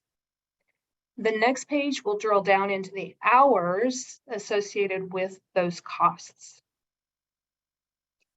For CalSAWS, so CalWIN, which is at the top of the page there, we again have trended low.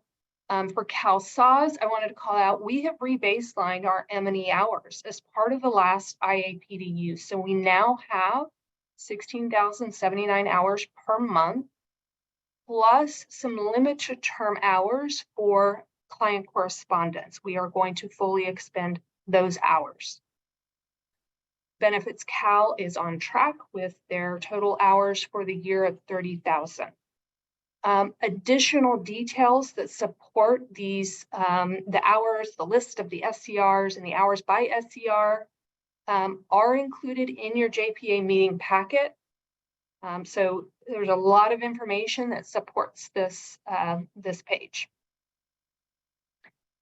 Moving on to the next page, contract obligations. So we are continuing to track our SLAs and liquidated damages.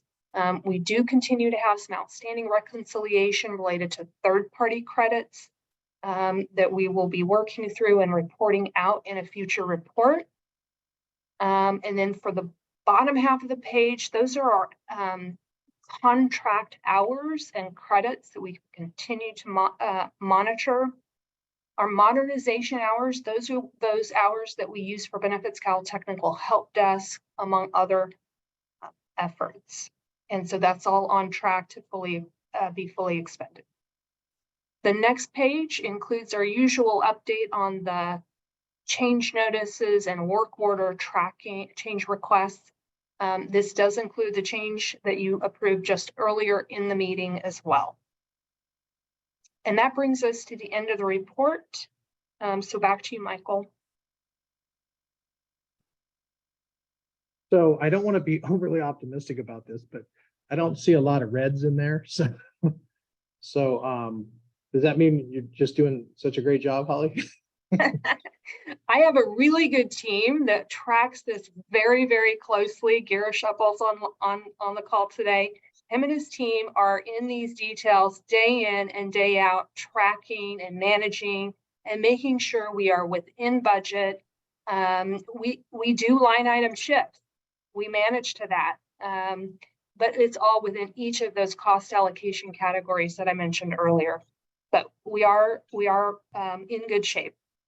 Well, I'm thankful for you being able to walk us through this level of detail, and with this much in funding under the project umbrella, it's super important for us to maximize all the revenue streams, make sure we're responding to all the requests and needs that we have across this cadre of initiatives. So thank you, Holly. I know that you've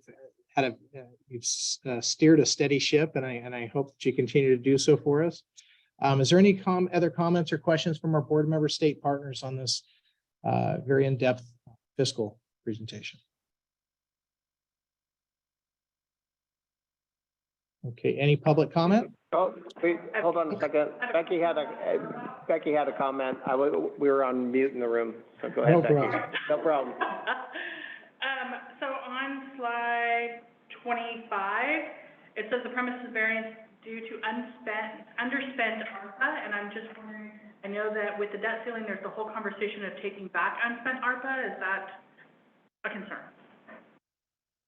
Holly, did you hear that? Yeah, I think it was about the ARPA funding. We do have some of the ARPA, there is some ARPA savings in there. We had actually already reconciled a lot of the ARPA savings that we previously had. We are seeing some, primarily it is related to Cal Wind, non-ARPA categories of premise. I don't have any concerns about funding being taken away from us. What we track very closely for the ARPA is making sure we're hitting the federal fiscal year date, which is the end of September. Our allocation is by federal fiscal year, so we have to kind of watch the state fiscal year versus federal fiscal year. So I didn't have it. I think the state is, CDSS in particular is watching that very closely. They may want to chime in here as well, but from my perspective, I didn't have any concerns.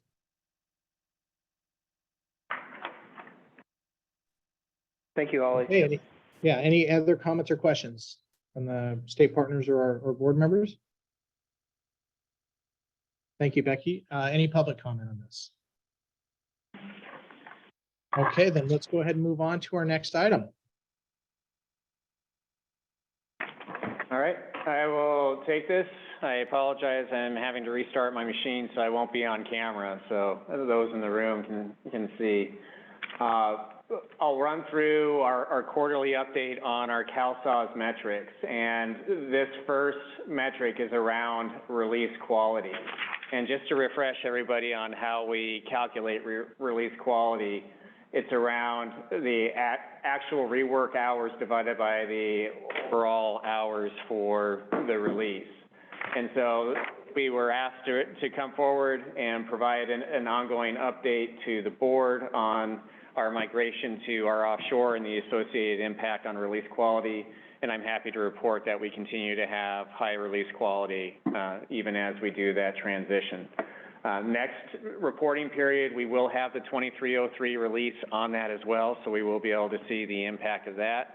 That will come on after we do our 2305 release coming up here next couple. We move on to our next slide.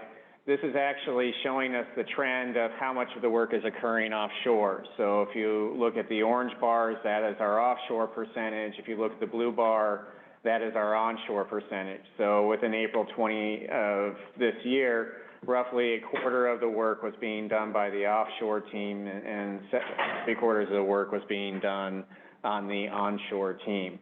That's a consistent trend. What we will see is as we exit out of the conversion process and get into the next wave of premise items, et cetera, we'll start seeing that ratio start to increase in the upcoming months. If we move on to the next slide. So this is where we're showing our overall defect backlog and overall stability.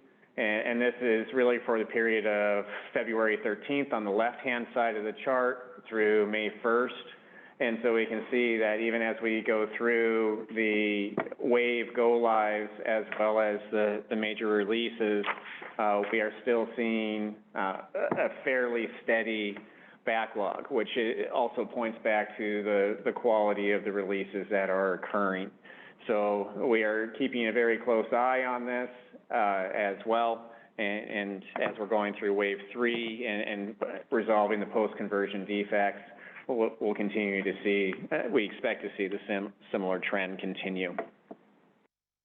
So if I move on to the next slide, this is the view of our formal contractual SLAs. And so we can see that in February, March, and April, I'll focus on those timeframes because I had covered November, December, January in the last quarterly update. We are green on the majority of our SLAs, including those that have liquidated damages. Liquidated damages are the penalties in the event we fail to meet the SLA. In February, we did have an occurrence with the contact center where CCP and ECCP were impacted due to a network security change. And so that is why we are seeing the 2 red boxes on daily peak usage and daily prime. In March, we had the 35-minute issue on the core CalSAWS program after the 2303 release to where we had to do a system restart during core business hours. And so as a result, that's why we saw the miss on those 3 SLAs. And then in April, that was an outgrowth of the one-time password in the fact that in order to do a performance test with Benefits Cal, we had to use our production ForgeRock instance. And so in doing that performance test, we exceeded the number or a limit within AWS that then caused us to run out of those OTP sendings that could occur to the counties. We have since raised that limit and have not re-encountered that. But that also impacted that daily prime number. So outside of those 3 occurrences, the systems have been stable across contact center, imaging, as well as the core platform. And we are continuing to exercise the outcomes of the root cause analysis on those items that did impact productivity, because we do know every minute is a precious minute for the counties, and we really take it to heart, and we can see that we continue to improve as time goes on. We move to the next slide. Sarah, I'll hand over to you for Highland to run through the Highland imaging statistics. Thanks, Arnold. So Highland also has SLA targets that we track each month with metrics tied to monetary credits if the targets were not reached, including uptime, page views, and database transactions. So we're going to review all 3 of those really quickly here today for the month of April.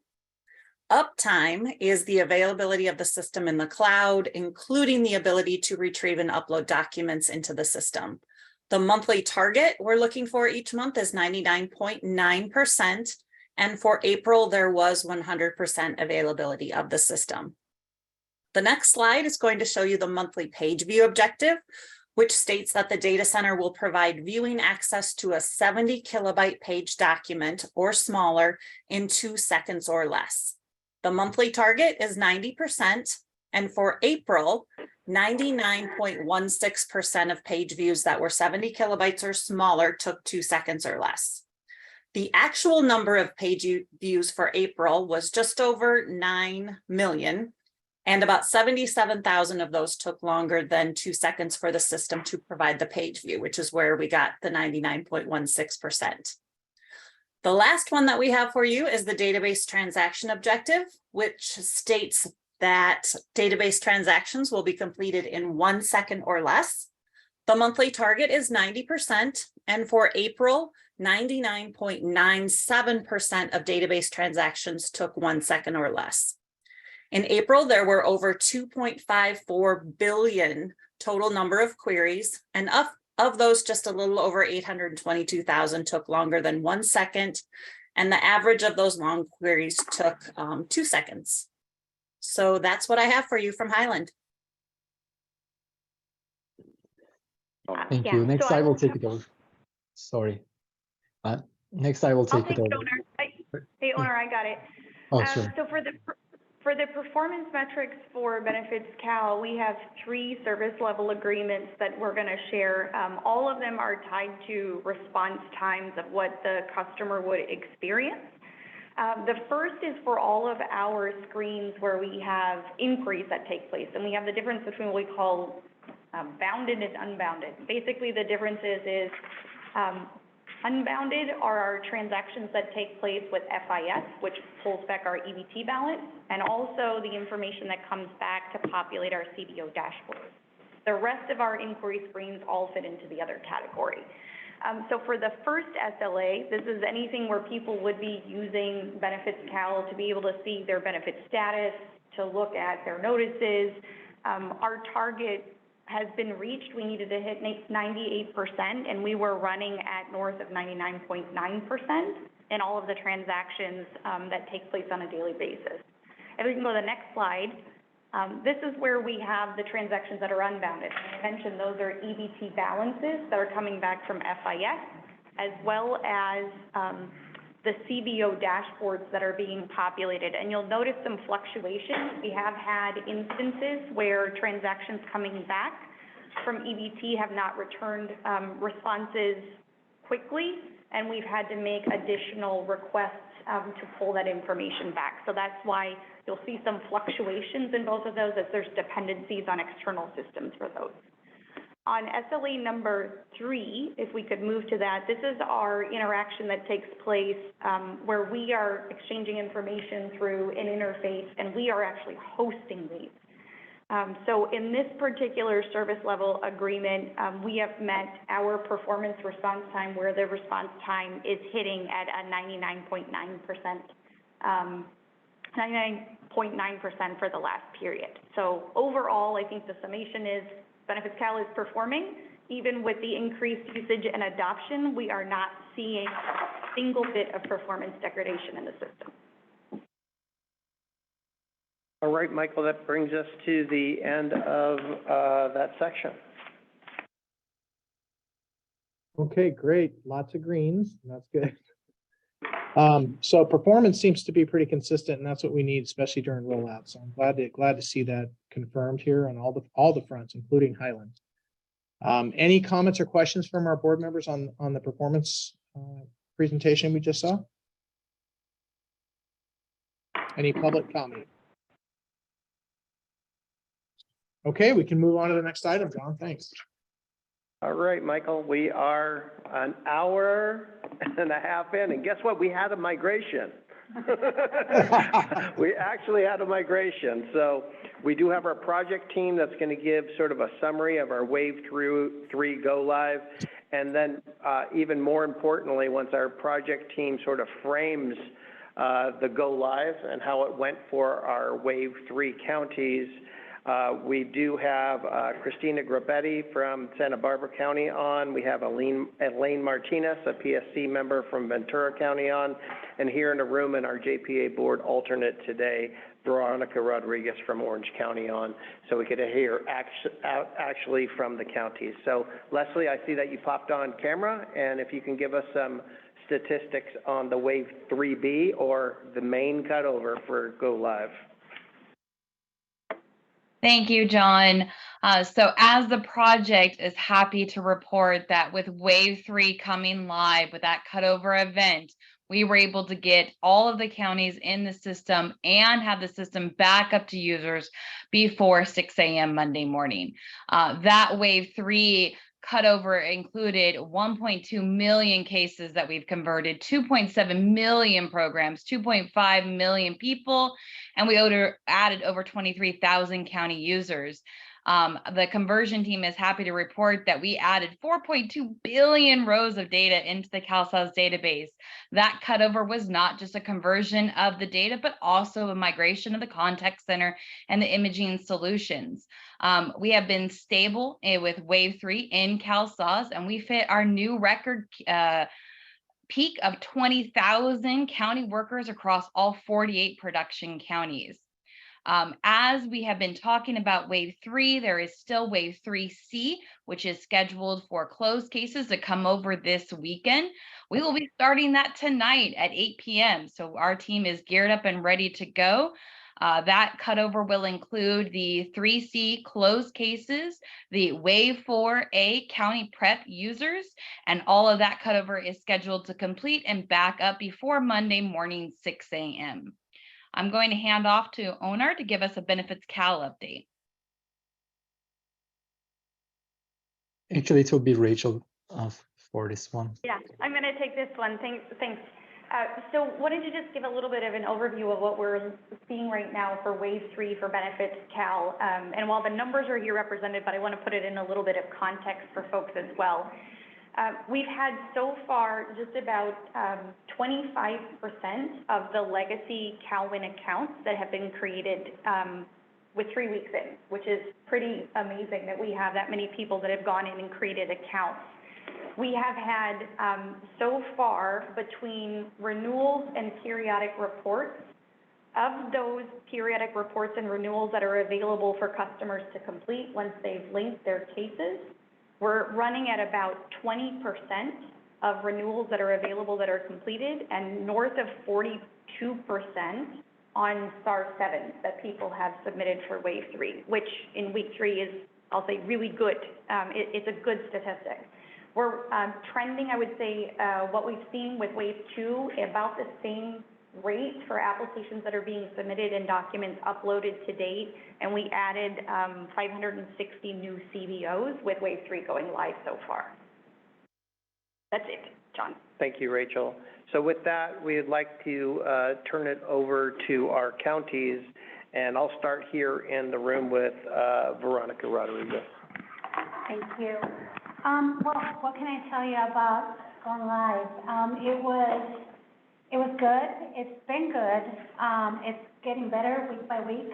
And, you know, we focused on a few items. Like I said, I talked a lot about the way we set up our command center and our ticketing process and coaching and escalation process. It's very structured, and what that actually enables us to do is that day by day, you know, the call-ins and the coaching requests and those sessions are mitigated internally. So what that's telling us is that functionality of the system is working very well. So I wanted to share that with everybody because, you know, we're holding our breath, transitioning from one system to another, and not to say that there's no functionality. It's just obviously there's some bumps on the road. But what I do have to commend to the project is they've been very quick on fixing things. They've been very quick on fixing those high priority items. And so as we move along and as the weeks roll along, it's just getting better and better. So our staff are excited. Our subject matter experts that we have out there are coaches, so we got to thank those counties that came over as well, you know, to help us out. Everybody's still excited, and we are in week 3. One of the things that I wanted to share with all of you CalWIN users that are out there is there's some tasks that initially, you know, when the very first week, it was taking them longer to navigate the system, and as they're getting more and more familiar with CalSolve, right now by week 3, some of our tasks are actually, for us to complete them is much faster than we did back in CalWIN. So just keep your eyes open for that. You know, work with your regional managers. Our ticketing process, our escalation process, we have it very structured, whereas, you know, through the project, there's prioritization on the critical items.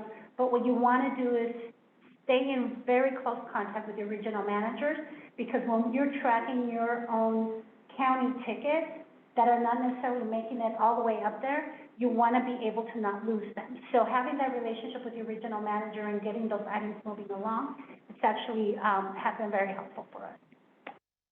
Thank you, Veronica. I'll next go to our PSC member from Ventura County, Elaine Martinez. Elaine, are you out there? Yes, here, John. Good afternoon, everyone. Yes, very much echo what Veronica just stated about the support, and I'll just add that we're very happy with the ease of the navigation of the system. We feel that all the prep work that we did in partnership with the project and also our internal technical experts helped us be successful, as well as the post-go-live support. The morale is really high with our staff. In fact, I think today I heard that people are trying to become experts already. So that just tells you how engaged they are. and how smart they are and how much they really want to do the best that they can to serve our clients. Some of the challenges as we've moved through this process has been, the amount of pre-work that was required, and also just trying to get everything scheduled, with the amount of staff that we have to dedicate to this effort. We were really worried about the first day, and then the first day came and all was well. And we got a lot of support and communication, so that was really good. As other waves before us had provided their wisdom about security was going to be a major part of the go live, it was true, and all of those things were easily corrected. They took time, but those things were corrected. And we're looking forward to maximizing the capacity of the system and also the kiosks that are coming and the companion with Benefits Cal, and then also looking forward to those opportunities for automation to manage our work. So thank you to everybody that assisted us from other counties, the project, and all of our internal teams that help us be successful. We're very happy to be in this space that we went live, and we're at the end of week 3. So thanks so much. Thank you so much, Elaine. Appreciate those comments. And Christina, are you out there? Yes, I am. Good afternoon. I'm Christina Grappetti. I'm the current CalSAWS project manager. And we'd like to share our debrief utilizing the Rosebud Thorn format. So I'll start with a couple of our rows.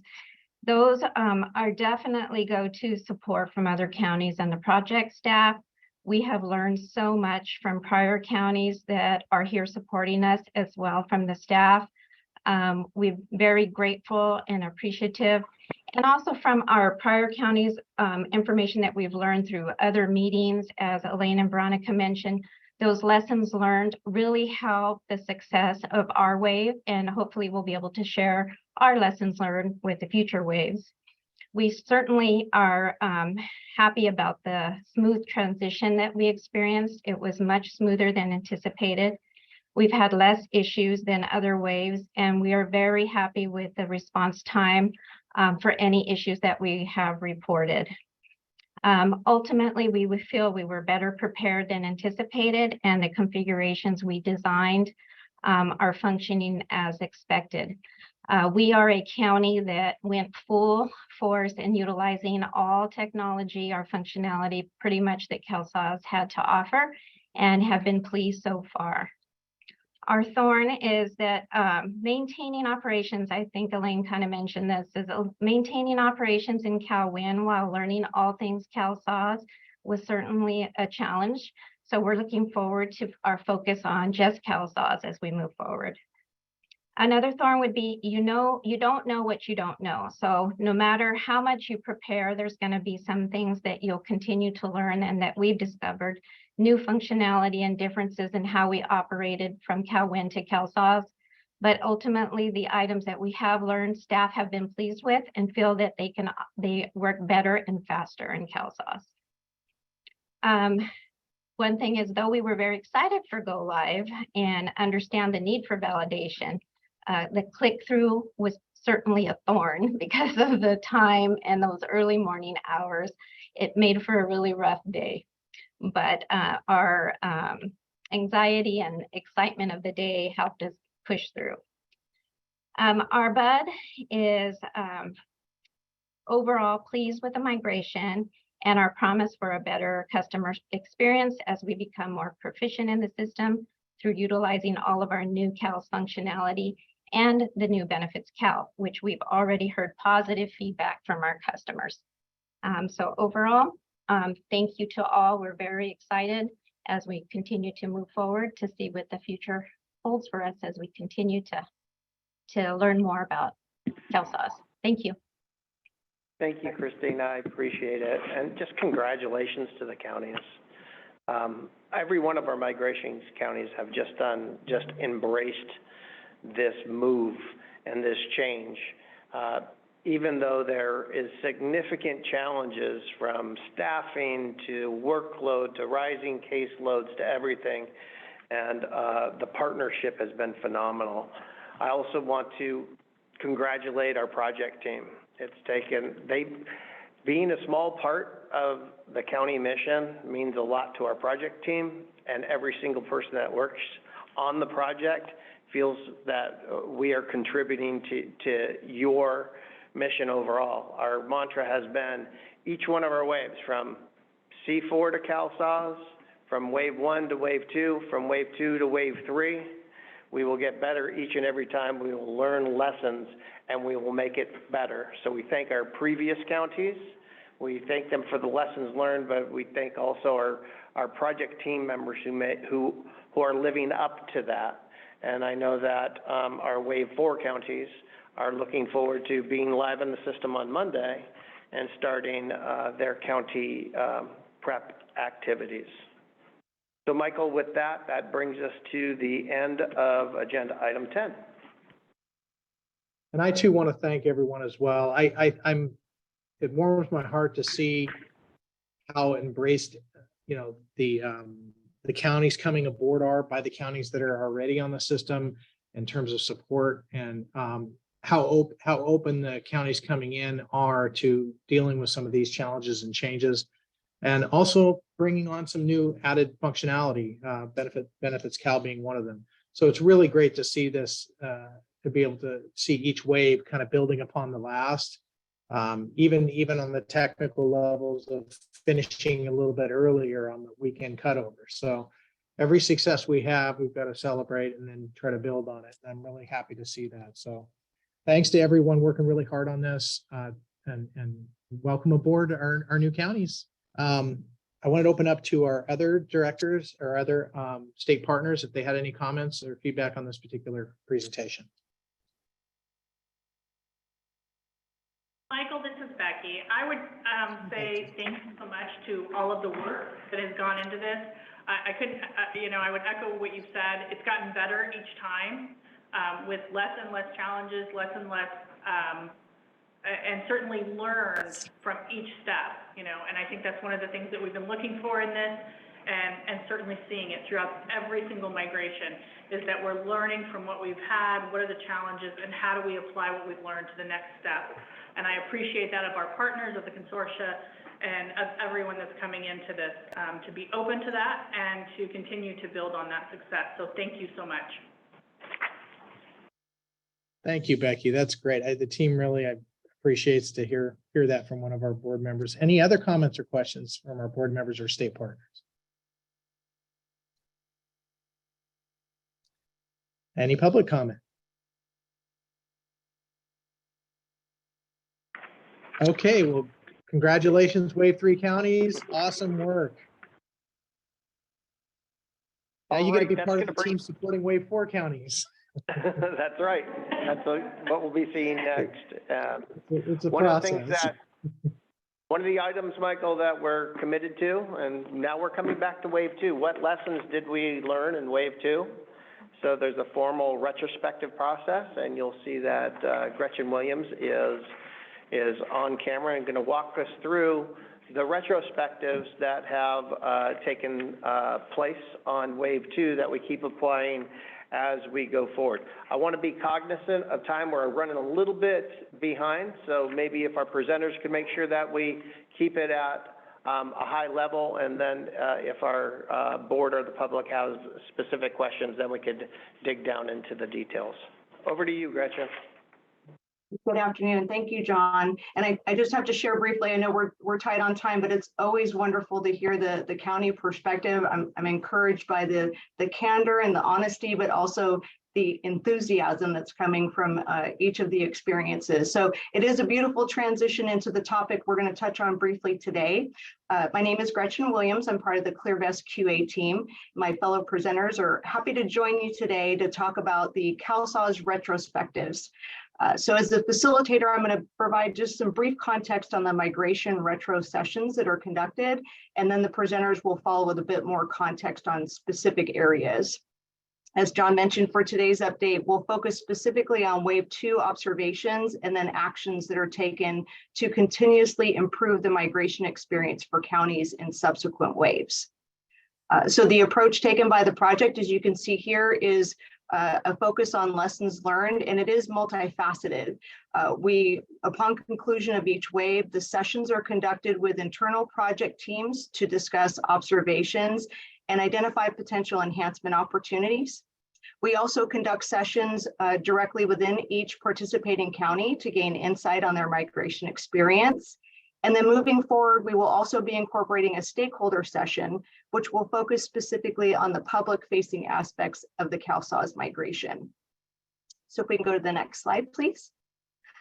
The retrospective sessions consist of guided discussions where teams are able to pause and reflect on what worked, share observations and potential opportunities for improvement, and then they conclude with brainstorming on recommended actions.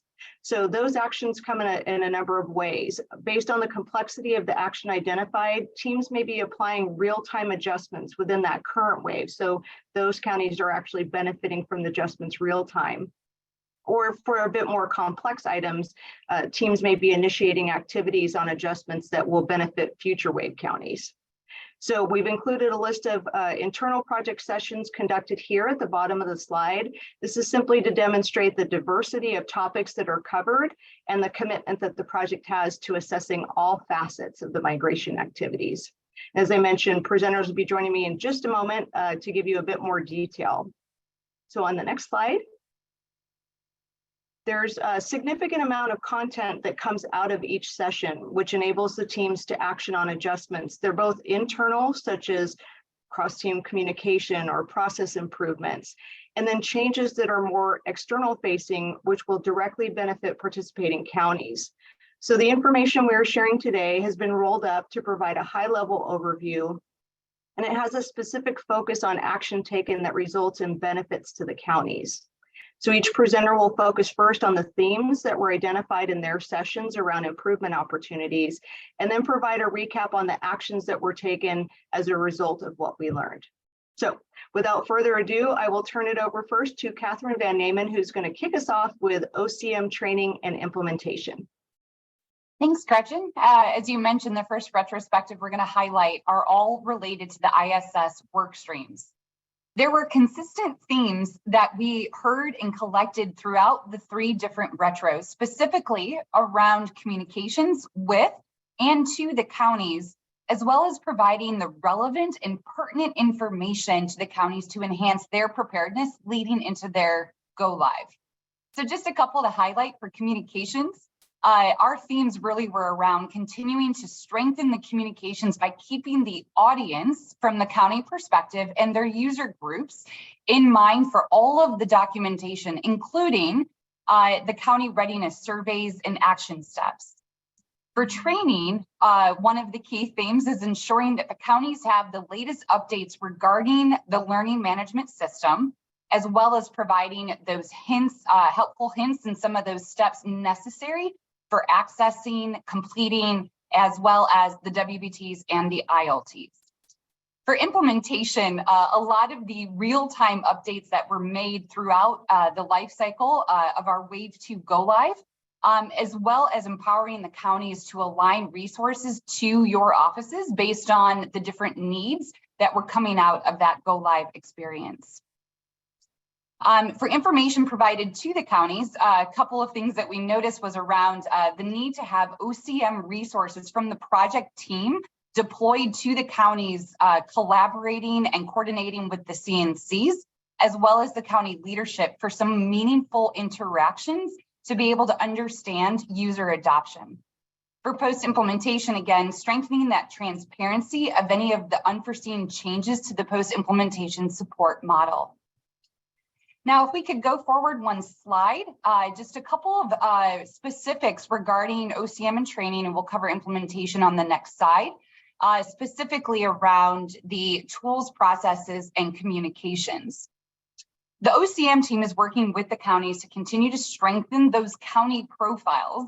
And now going forward, we're going to be sharing that and carrying it forward into implementation to better align the project teams supporting the counties post-go live. Some of these items included sound bites, photos, and other honorable mentions. The training team is going to continue to seek avenues to provide better county experiences, especially regarding the LMS, as well as provide information as soon as possible, so that way the counties can continue to plan their staff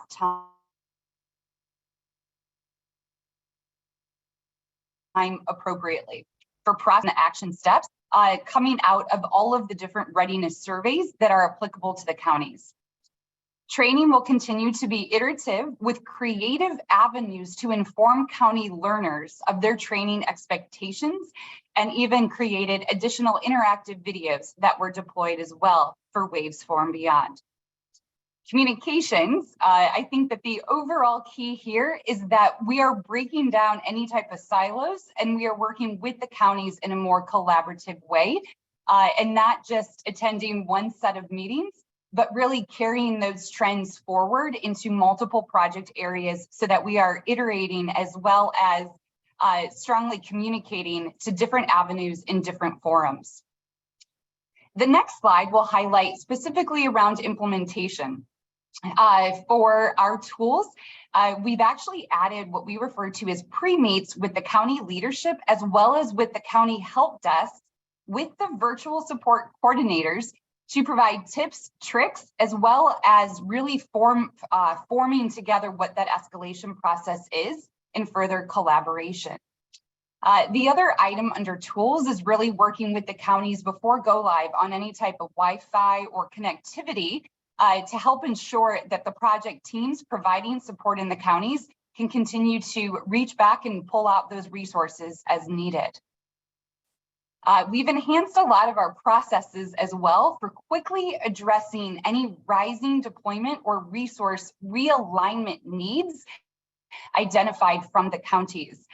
We also included the county-specific escalation process, and we heard from our Wave 3 counties why that is so important for all of our post-implementation support resources as well. For communications, lastly, in addition to what we already mentioned, is that we've also created additional avenues for enhanced traceability of the county checklist. So this is one of those pre-implementation items that really stems at what items have changed, what are the dates that may have changed, what's been added, and when was anything added, to provide more transparency for the counties as they prepare in advance of go live. So now I'll go ahead and turn it over to John Dre, who will lead the discussion for contact center imaging and lobby management. Hello, everyone. I will be covering the areas that Catherine just mentioned. I think some of the key things to point out here are the retro themes. It's really around the ability to communicate information and share information, supporting our counties, resources provided to the counties, and then preparing the counties for the go live. And I think some of the key things to point out on the changes that we've made up to date is really around that real-time support that we had been talking about throughout this presentation. We are adjusting our on-site support real time as we go through these go lives. So if a specific office needs more help than others, we're willing to move to those offices and not stay at one office versus the other, and move around and help the county where they need it most. We schedule trainings, demos, whatever we kind of need to do to help ensure the success of the county. So that is all kind of ad hoc, on the fly, real-time updates that we make when we're on site doing support. And that is something that I want to continue to see our teams across the board participate in and help these counties with this particular go live. If we move into the next slide, there's a couple other kind of key points I want to call out. We've changed our model office preparation strategy. We now have, we did this for Wave 3, we have an on-site day preparation, model office preparation day, where we meet with the counties on site, we walk through lessons learned, we walk through expectations, how we're gonna monitor success of model office, and how we're gonna work through that entire process together. So that's an item that I think is really important, and it helps us communicate more, helps us share more information with the county, and helps the county prepare better for what's to come when it comes to model office. We've changed some of our approaches from an imaging perspective. We've taken some of our lessons learned and questions we've received. We've added those to the CalSAWS virtual assistant, the worker-facing virtual assistant. So we've added some key questions to that, so that way we can provide answers back to the workers in a timely fashion using the virtual assistant.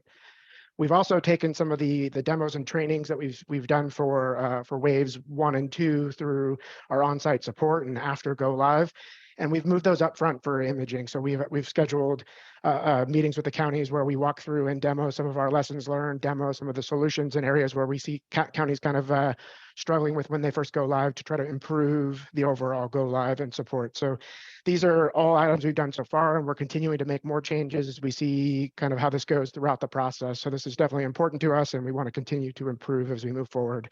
And I will pass it off to Mike next. Thanks, John. I'll be going over the county data validation and conversion items. The themes that we saw here were really around reducing the cutover timeline, which everybody's always excited about, and we're trying to do that as we move forward, increasing the communication across the board, and also the county click-through duration and county support and resources. And so some of the things that we took back from here and made adjustments, if we can go to the next slide. So for CDV, we added a body of knowledge, which is like a CDV, some examples would be a CDV reference guide that we produced. And we also started documenting some of the questions and answers that we had for the CDV sessions, and we share it as we move forward. We also produced a CalSAS to CalWIN mapping document that has been very helpful for the incoming counties. And in addition, we've added additional materials to the kickoff session that we have, where we cover the CDB process and kind of activities. And also we started sharing the go live materials earlier with the future incoming counties. It's one thing that we heard that they wanted more information sooner. So we're trying to get that out as soon as possible for the things that continue from wave to wave. For conversion items, we made the following adjustments. We're working on a proof of concept with Golden Gate to help reduce the overall conversion cutover window. Hopefully, we'll see what the results are there, and we'll have some updated information hopefully soon. We also, on the county click approach, we adjusted to refine the maximum allowed time for participants. We heard a lot of feedback on that, so we made sure that we have ample time for our participants. And we also improved the communication for click-through to participants to clearly communicate what the process is and what to expect during that activity. We really appreciate all the feedback that was gathered, and thank you to Gretchen and all the counties that provided this input. Again, we look forward to continually improve our process and make it better for each wave as they come through. That's it. Thank you. Over to you, Rachel. Hold on a second. Oh, thanks, John. Oh. Is it on now? Okay. All right. So I'll round it out with Benefits Cal, and want to just emphasize that this is focused purely on the retrospective about the migration associated with Wave 2 counties, not a full feature retrospective. But two themes arose in conversations. One is making sure that the counties are ready for Benefits Cal, aside from just getting ready from a CalSAS viewpoint, but the other is to make sure that there are resources available and that they are incorporated into the way that the counties are actually working and making sure that the customers are familiar as well. So if we can move to the next slide, there's three specific things that, that we identified. One, it was the first wave that we actually had Benefits Cal team members out in the counties in the lobbies. And that was something that we are continuing going forward. We did that with Wave 3. We'll do it with the future waves as well. And that's everything from making sure that signage is there, that people know how to navigate once they get into the lobby, how to also make sure that folks that are greeting individuals are aware of what Benefits Cal has to offer so that they can educate customers as they walk in the door. The second is that we were also looking at an opportunity to make sure that the IVR recording included reference to leveraging Benefits Cal. So if people were trying to check the status of their benefits or they wanted to get a question answered that is available on Benefits Cal, that recording was available.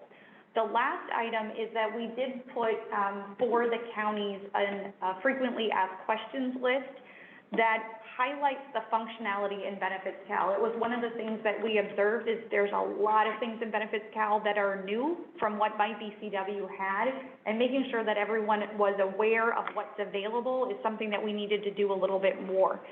So those are the three that we're looking at to carry forward, but always looking for new things to incorporate as we go through the rest of the migration.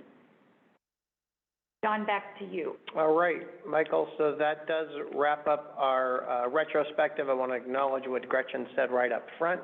We're committed to that process and that we are going to be having one with our stakeholders and advocate partners going forward for our public-facing technology, and we'll be working with our advocate co-leads on coordinating that as we go forward, and Gretchen will be reaching out soon. So I wanted to acknowledge that is what we're going to be adding in for Wave 3 and going forward on that. So Michael, turn it back to you. Okay, great. Thanks, John. I think this is really important, and I'm glad it's making its way into our infrastructure in terms of our processes going forward. Any questions, comments from our state partners or our board members on that presentation? Okay, any public comment? Okay, hearing none, I think we're going to dive into Wave 4. 5, right? Perfect. Thank you. All right, so let's go ahead and just highlight a few things. A couple of just upfront updates for everyone. This month is the first time that we are including Wave 6 into our project readiness dashboard. And with that being said, let me go ahead and walk you through the differences in the changes from our prior month's meeting. So for Waves 4 specifically, interface partner testing continues to be a watch item. There are a couple of items that we'll talk about from the county development perspective on the next slide, but we are slightly behind schedule for Wave 4, but we are confident that we'll continue to meet our timelines going forward. Online performance testing is actually going to start next week. So that's just something for this group just to be aware of. The state interface partner testing is now complete. And there's also a number of other items from a readiness perspective that have been completed. So all of the training preparedness and the logistics for classroom setup is complete. The change discussion guides within organizational readiness have also been complete. Configuration for our Wave 4 counties is complete, and process sim is in place, is in progress, and it will actually conclude by the end of next week. One of the largest milestones for our Wave 4 counties was our green light meeting to enter into 4A cutover, and Leslie also did highlight that earlier in our presentation. That meeting was conducted on Wednesday the 11th, and the cutover activities will begin this evening, and county prep phase will begin first thing Monday morning, pending all of the outcomes. And we are ready and prepared to assist the counties in all of the office hours that accompany. As far as Wave 5, just a couple of things just to highlight. Networking activities are ongoing. Change discussion.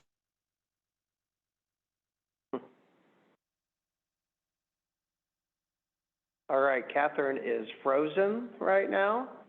So I think she's highlighted 4, 5 is ongoing. We'll update Some of those 5 activities at our next meeting, and 6 is on the board now. So Catherine, you were frozen there for a while. Let's move on to slide 58. Sorry about that. So really quickly with Wave 5, just wanted to highlight there are 2 items that are continue to be watch items. Alameda has 2 interfaces that are pending right now with their development. They are working with an outside vendor on some of those development activities. They do have 9 interfaces that will begin for county IPT for Wave 5, which begins next week, a week from Wednesday. Sonoma also has 3 interfaces that they continue to be working as of today. So again, some of those updates, even from last week to today, have been surmountable. So great job across the board. We'll continue to monitor that going forward. And now I will go ahead and turn it over to Leslie, who I believe is going to talk about the Wave 4B cutover. Hello, everyone. So As we've now completed wave 3, our focus on the cutover is for wave 4. So wave 4 mock results are in. We are showing a 90-hour cutover window. However, we are in the middle of technology proving out a proof of concept of using Golden Gate. Golden Gate is a database tool that allows us to take the converted data and replicate it real time into production. We believe that this Golden Gate solution will result in the reduction of the 6 hours, showing that we can complete wave 4 within the 84-hour window. Wanting to highlight for wave 4, it is estimated to contain about 11% more data. And again, when I talk about data, I'm talking about the full data volume, not just the cases. And wave 4 is larger for us than it was for wave 3. So as you can solve with a trend, right, we are efficiently trying to get the cutover window reduced as much as possible. So wave 2 completed in 87.5 hours with that 2-hour county click-through. For wave 3, we did complete that in 85 hours, holding strong with that 3-hour county click-through, understanding that that is an important activity. Wave 4, we are locking in at that 3-hour county click-through activity and still projected to be within the 84-hour window. As the data is growing, we're continuously improving our conversion performance processing to convert that data as efficiently and as fast as possible and allow us to automate some of the database administrative tasks to help us reduce that overall window. The final wave 4 cutover window is targeted to be finalized and communicated out to everyone by the end of this month. If we want to move to the next slide, we could talk about wave 5 and 6. So given we have gone early indications with our CalWIN partners on what the wave 5 estimate is going to look like, and it is estimated about 22% more than what we saw with wave 3. And wave 6 is estimated to be about 14% less than what we saw with wave 3. What does that mean? Wave 6 is estimated to complete within that 84-hour window. We will confirm all of the wave 6 estimates when we do that wave 6 mock cutover activities. We will constantly be updating you in this group on what wave 5 is looking like and what wave 6 is looking like. And we will be using those Golden Gate technology solutions that we talked about earlier to make it as efficiently as possible for the window. I'll hand it over to Arnold and Rachel to go through the project risks. All right, thank you, Leslie. So first off will be risk 262. Rachel, you can take that. So 262, just quickly, we are going to be reaching out to wave 5 and wave 6 counties to get an update on their perspective as to the risk level. This is one that we agreed we would keep in an amber state until the counties have communicated to us that they feel like they have sufficient information to be able to be prepared for their readiness-related activities. So that will be coming out soon. Arnold. 264, this is regards to imaging migration. So waves 4 and 5 are low risk right now. They're on track. Wave 6, we're just keeping an eye on Sacramento County, but we believe that they will be green as well. But it was just an early watch item. On to 269 is the Calhoun counties may not have enough development and testing timeline to refactor their ad hoc reports and their ancillary systems. So on this one, we keep this at an amber level. We are working with all the counties across the waves on prioritizing the reports, educating them on those reports that are available through CalSAWS, the ad hoc reports, and our data lake. For those that need refactoring, counties are also working with Gainwell to actually do that. So we have those prioritized as those that are required prior to go live and those that can come in after go live, and we are just continuing to work with the counties to monitor status on that. For 281, changes to the San Diego op site. So San Diego is going through a data center move that's going to be occurring after they go live on CalSAWS. We're just keeping an eye on that risk so that we make sure that when they move to their new data center, that the CalSAWS services remain functional. For 283 and 288, if you look at those are circuit deliveries for Fresno and San Francisco. Those are marked low. because the primary circuits are already in and are being used for interface partner testing, converted data validation, et cetera. And we're just waiting for the second circuits to be implemented at both those counties so that we have redundancy at the go live timeframe. Do you want to take? 289, yeah. So 289 is a new risk from last board meeting. This stemmed from the counties expressing questions and concerns about the functionality in CalWIN Lite and how that actually maps to a variety of our systems. In this case, the functionality is spread across the child care portal, Benefits Cal, and CalSOS. So the team has shared that information in different forums at OPAC recently as well. And it's now in a green status as there is more clarity around where the CBOs in each of the counties would be using this information. So that's in a green status right now. All right, moving on, we have the 84-hour cutover window. Leslie went into a double click on this in the previous topic. We're leaving wave 4 and wave 5 at high until we have confirmation on Golden Gate and getting within that 84-hour window.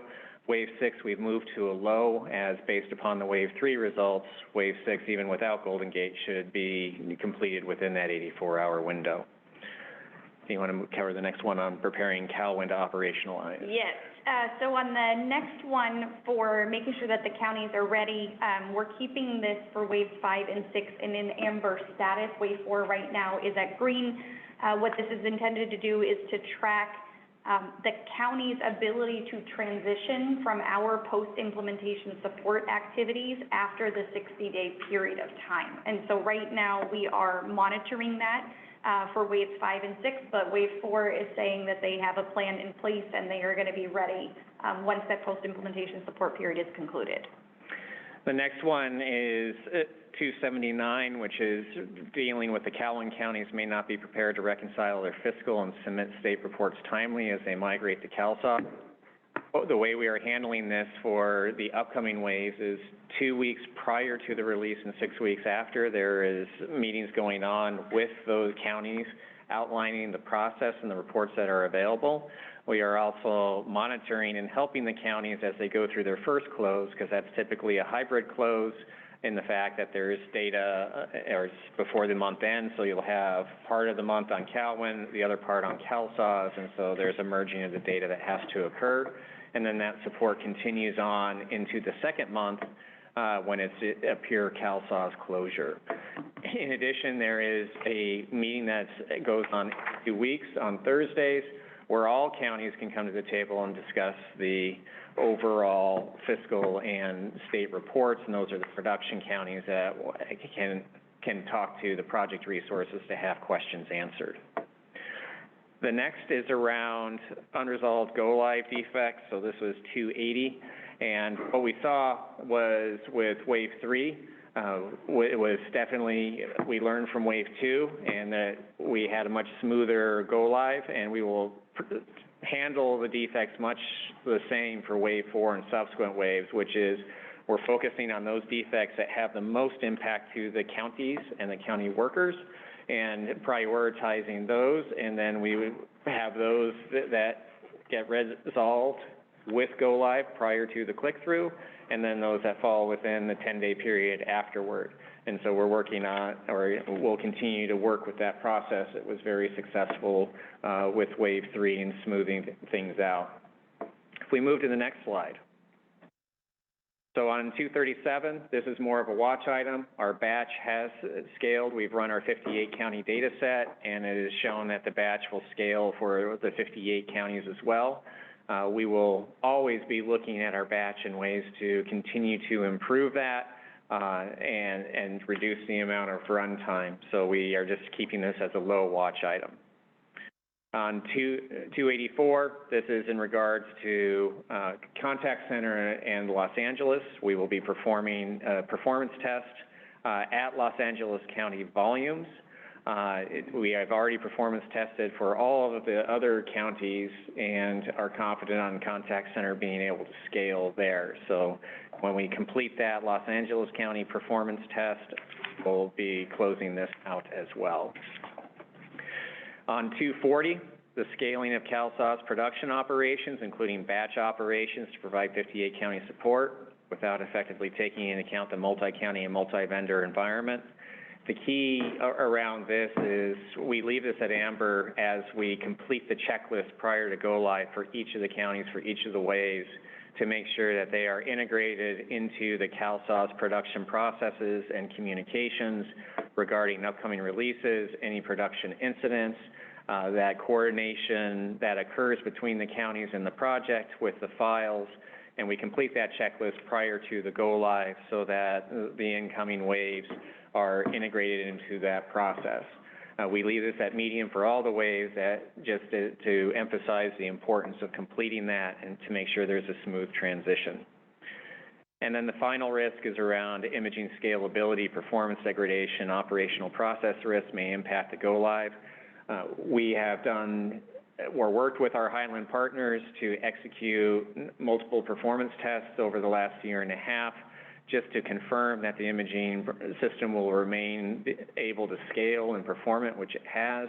We have another round of that performance testing coming up within the next month, and we will report out the results there. So this is being listed as just a low risk that we continue to monitor to ensure environment stability. So with that, we can move on to the next slide. And we hand it back to Michael for questions. Thank you, Arnold, all the presenters.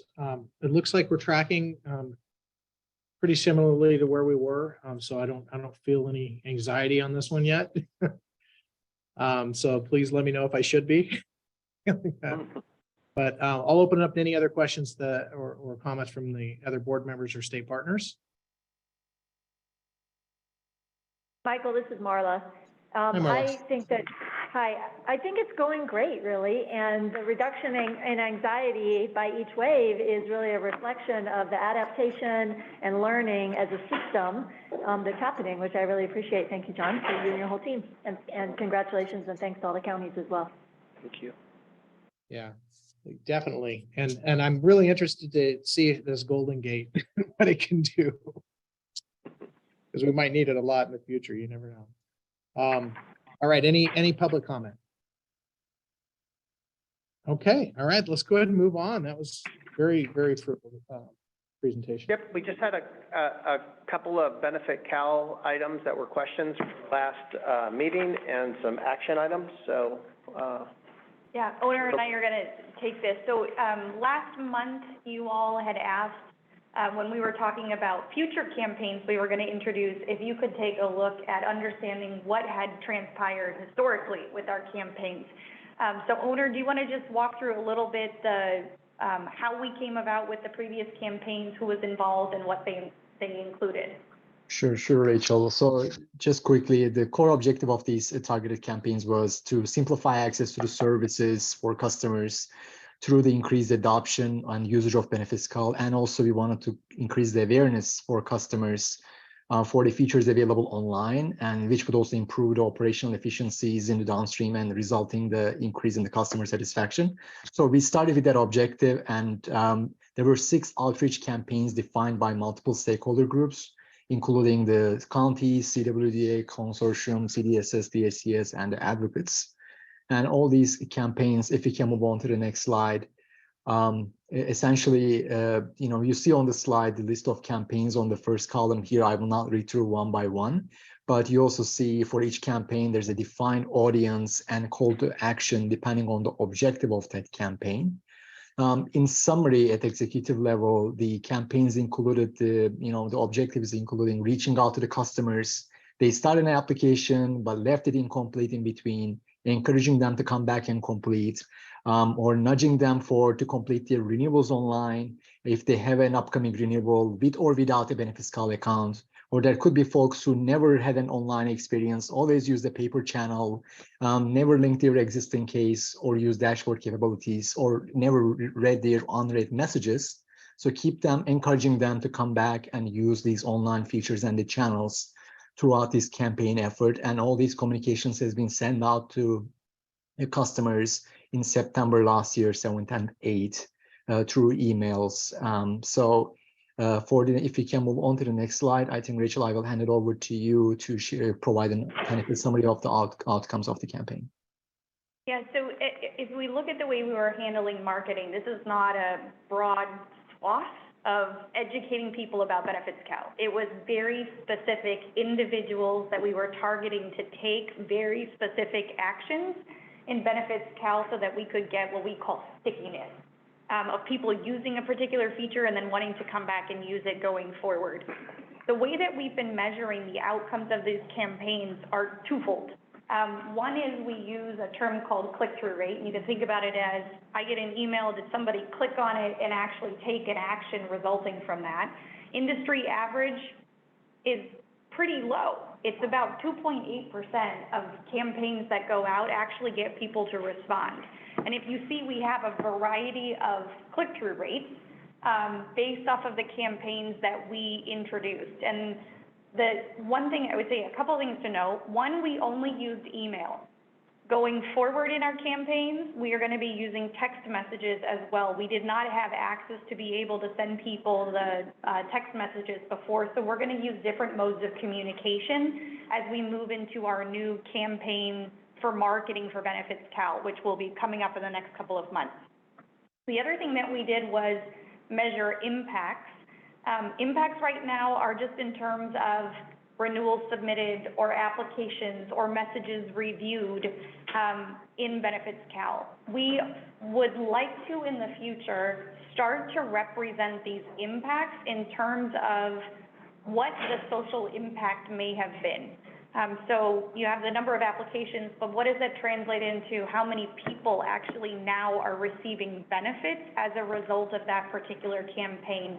So that's something that we're going to be looking at going forward, is translating these action impacts into something that has more meaning from an outcome viewpoint.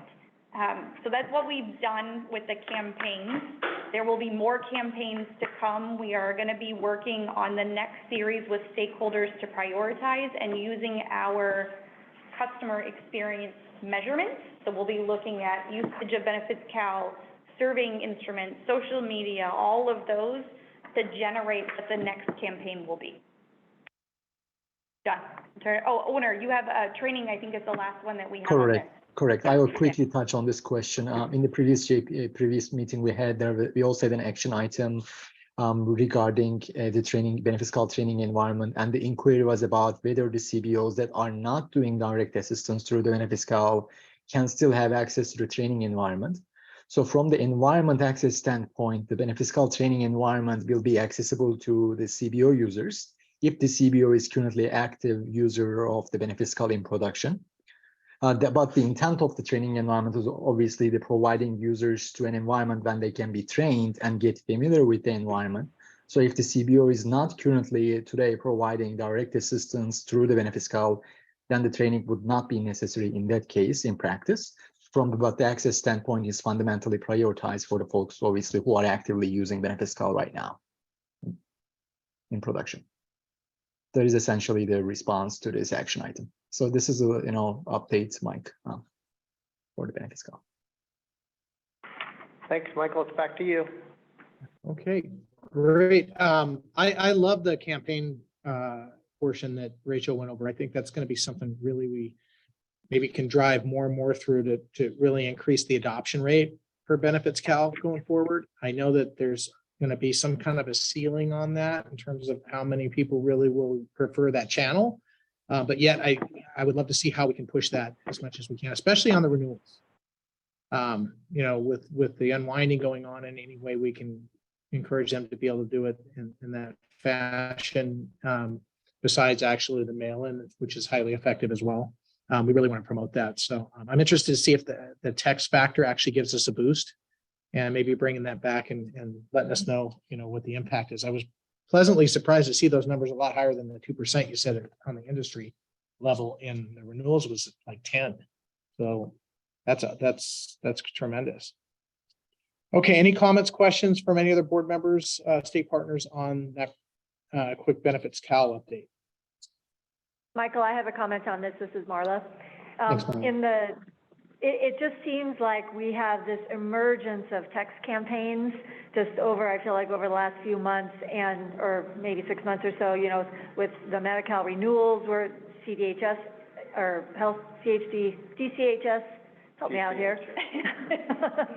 It's late, it's Friday, is doing campaigns, CDSS is doing campaigns around CalFresh and other things. Counties do their own campaigns, and I feel like our users are getting a lot of texts, and I don't know what the forum is to kind of take a look at that holistically. We say the same things about surveys when we're surveying your staff too, so. I'm smiling, Marla, because one of the things that the team is doing is looking at the messaging that's going out on the Unwind and all of the other aspects to make sure if there's an opportunity where we can build on existing messaging, that we don't then add another round of messaging around it. So it may be tailoring some of the existing, but it's not necessarily supposed to be new campaigns. It would be, I'm going to call it amplifying existing campaigns that are out there.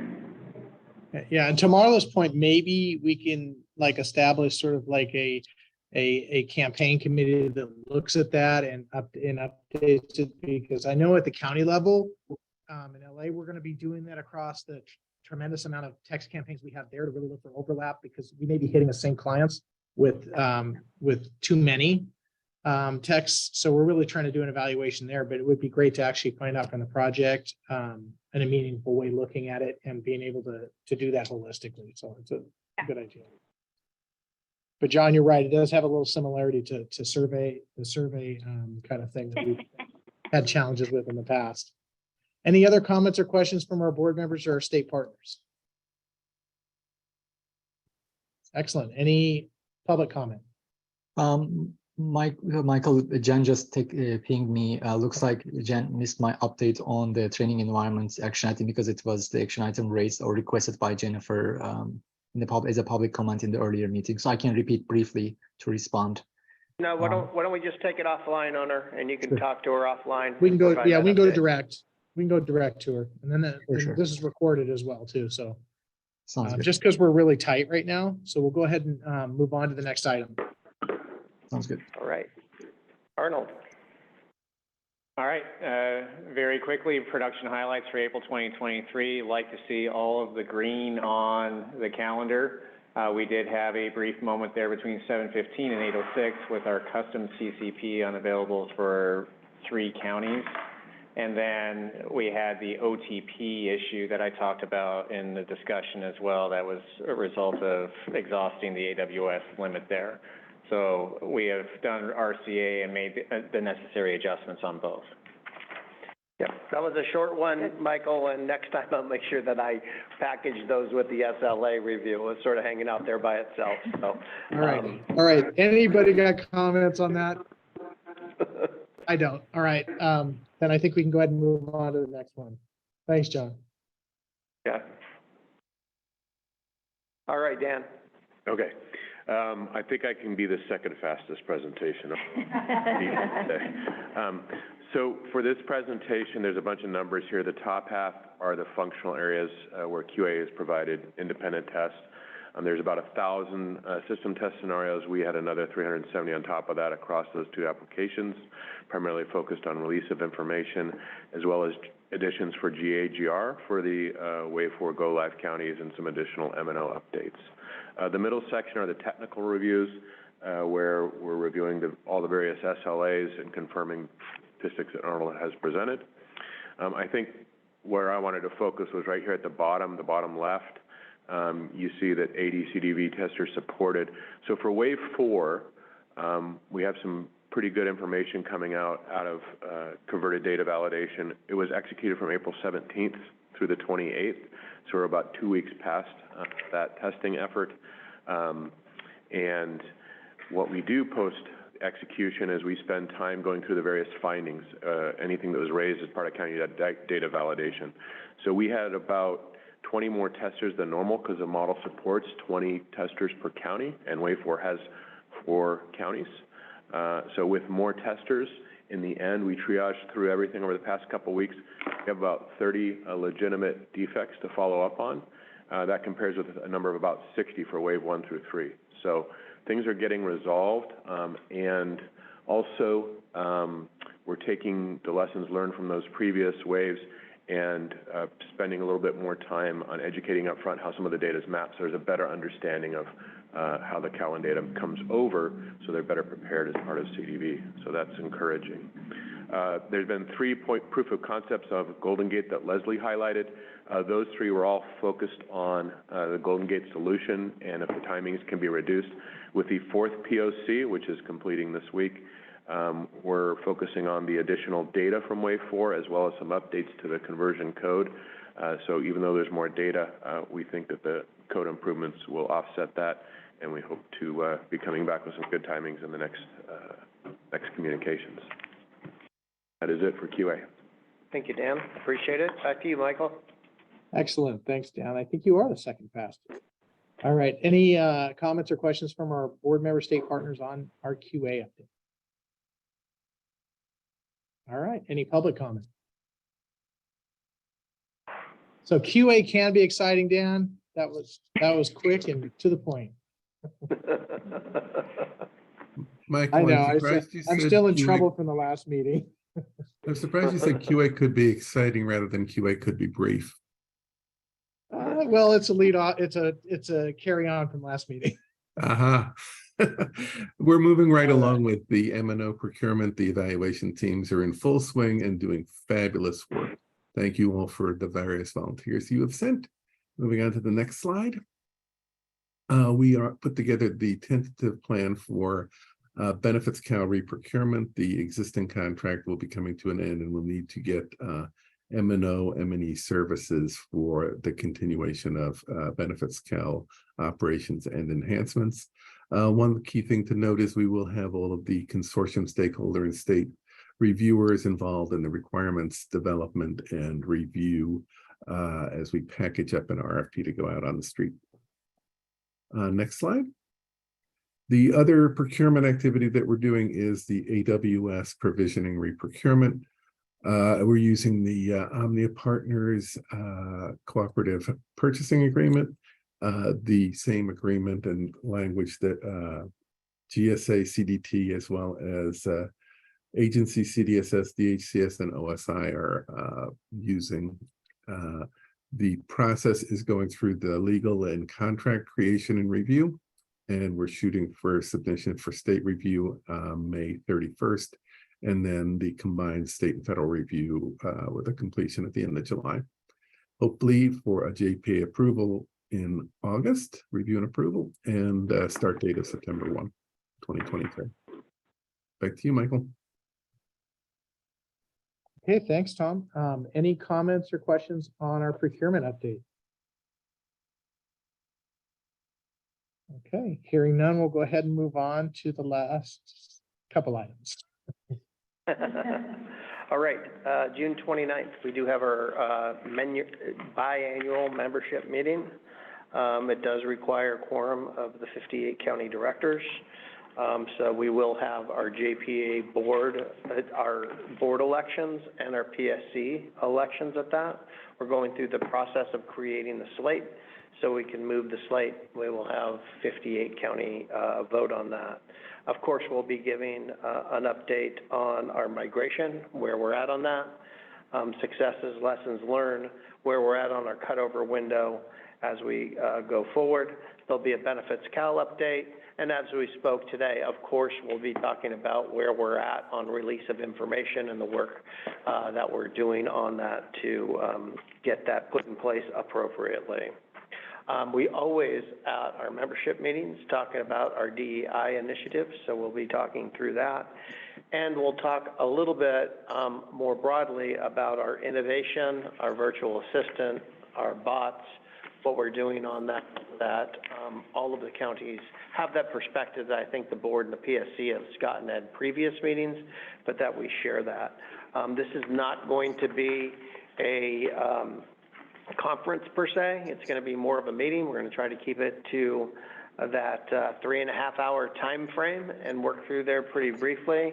And again, we're looking at January of 2024 as we have completed migration by that time, is going to hopefully be an in-person membership meeting in San Diego where we can get together face to face and celebrate being on one system, and you know, the good work that CalWIN has done for the counties, as well as C4 in the past, and LRS, and where we're at as one team. So, Michael, just wanted to have that commercial moment for our upcoming membership meeting. Terrific. And just to highlight, so I don't have to mention it after the next item, that's a Thursday. So just for people to make note of, it is a Thursday, the 29th, and it's at 8:30. So it has a little bit of an earlier start time than usual. So just want to highlight the day and the time so folks can plan accordingly. All right. I think we can move to the next item. I think that's our last one, right? All right, Purva, there you are. Yes. Hi, everyone. Good afternoon. As we are racing against time, I'll keep it super brief. As we are moving along in the right direction towards the 58 county system, things have been super smooth and very busy. Starting from the first item, CalSOS and Benefits Cal release, release 2305 is coming up. The readiness for that release is going really well, and testing efforts are almost close to completion with very high pass rates at this point. From today's discussion, we will track the policy finalization and the final implementation of ROI functionality. Moving on to the next item, imaging. CalSOS imaging solution continued to maintain stability and performance for 48 counties. We are looking forward to the 58 county performance test coming up in late May.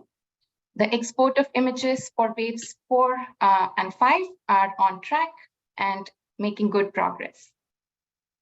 Next is batch performance. The batch processing has scaled and performed well with the expanded workload from additional counties.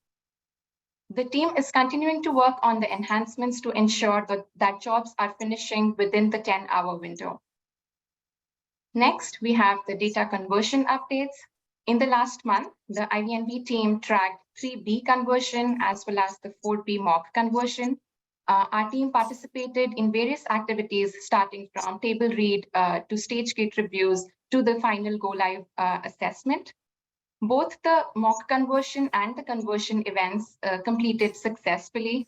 They gave us few learnings, and those learnings are being implemented to be applied for the upcoming conversion. We are actively tracking the progress on the Golden Gate POCs, which might lead us to the time savings. So there is active work going on that. April being the go live month, our team tracked various implementation readiness activities for Wave 3. We submitted the Wave 3 IVNB Go Live Readiness Assessment Report. And overall, the coordination among the teams, the timely completion of activities led to a very successful Go Live. It's not needed, but I would still say the post-implementation support for Wave 2 ended very smoothly, and so far for Wave 3, it's going super strong. The issues have been getting resolved super fast, and the response rate on the questions being asked by county users have been very quick and correct. So with all that, now in Kelvin implementation, our focus is moving to Wave 4 and beyond. And with all of these tracking of activities, we'll continue to monitor the work streams which you see on screen. That's it for IVNB. I would pause here to see if there are any questions. Thanks, Apurva. Looks like things are on track. I don't see any negatives in here or any areas of concern, so that's excellent. Knock on wood. Yes. I do have a wood desk here, so knock on wood. Thank you for the reminder. We don't want any bad vibes in here. Any other comments or questions from state partners or our board members? Okay, any public comment? Okay, excellent. Then we've reached the end of the meeting. I want to thank everyone for hanging through this, and we actually finished a little early, thanks to John and his prompting. So I also want to extend my extreme appreciation to the project team on continuing to make progress and make each wave smoother for the counties. And for the county's engagement level has been excellent in this project, and it really makes a difference for us all to have a stake in the decisions we make here, and a great meeting and a great set of discussions here. And also want to just say congratulations, Wave 3 counties. Outstanding. All right, then call the meeting to an adjournment, and you guys enjoy the rest of your Friday. Thank you, everyone. Thank you. Thank you. Take care.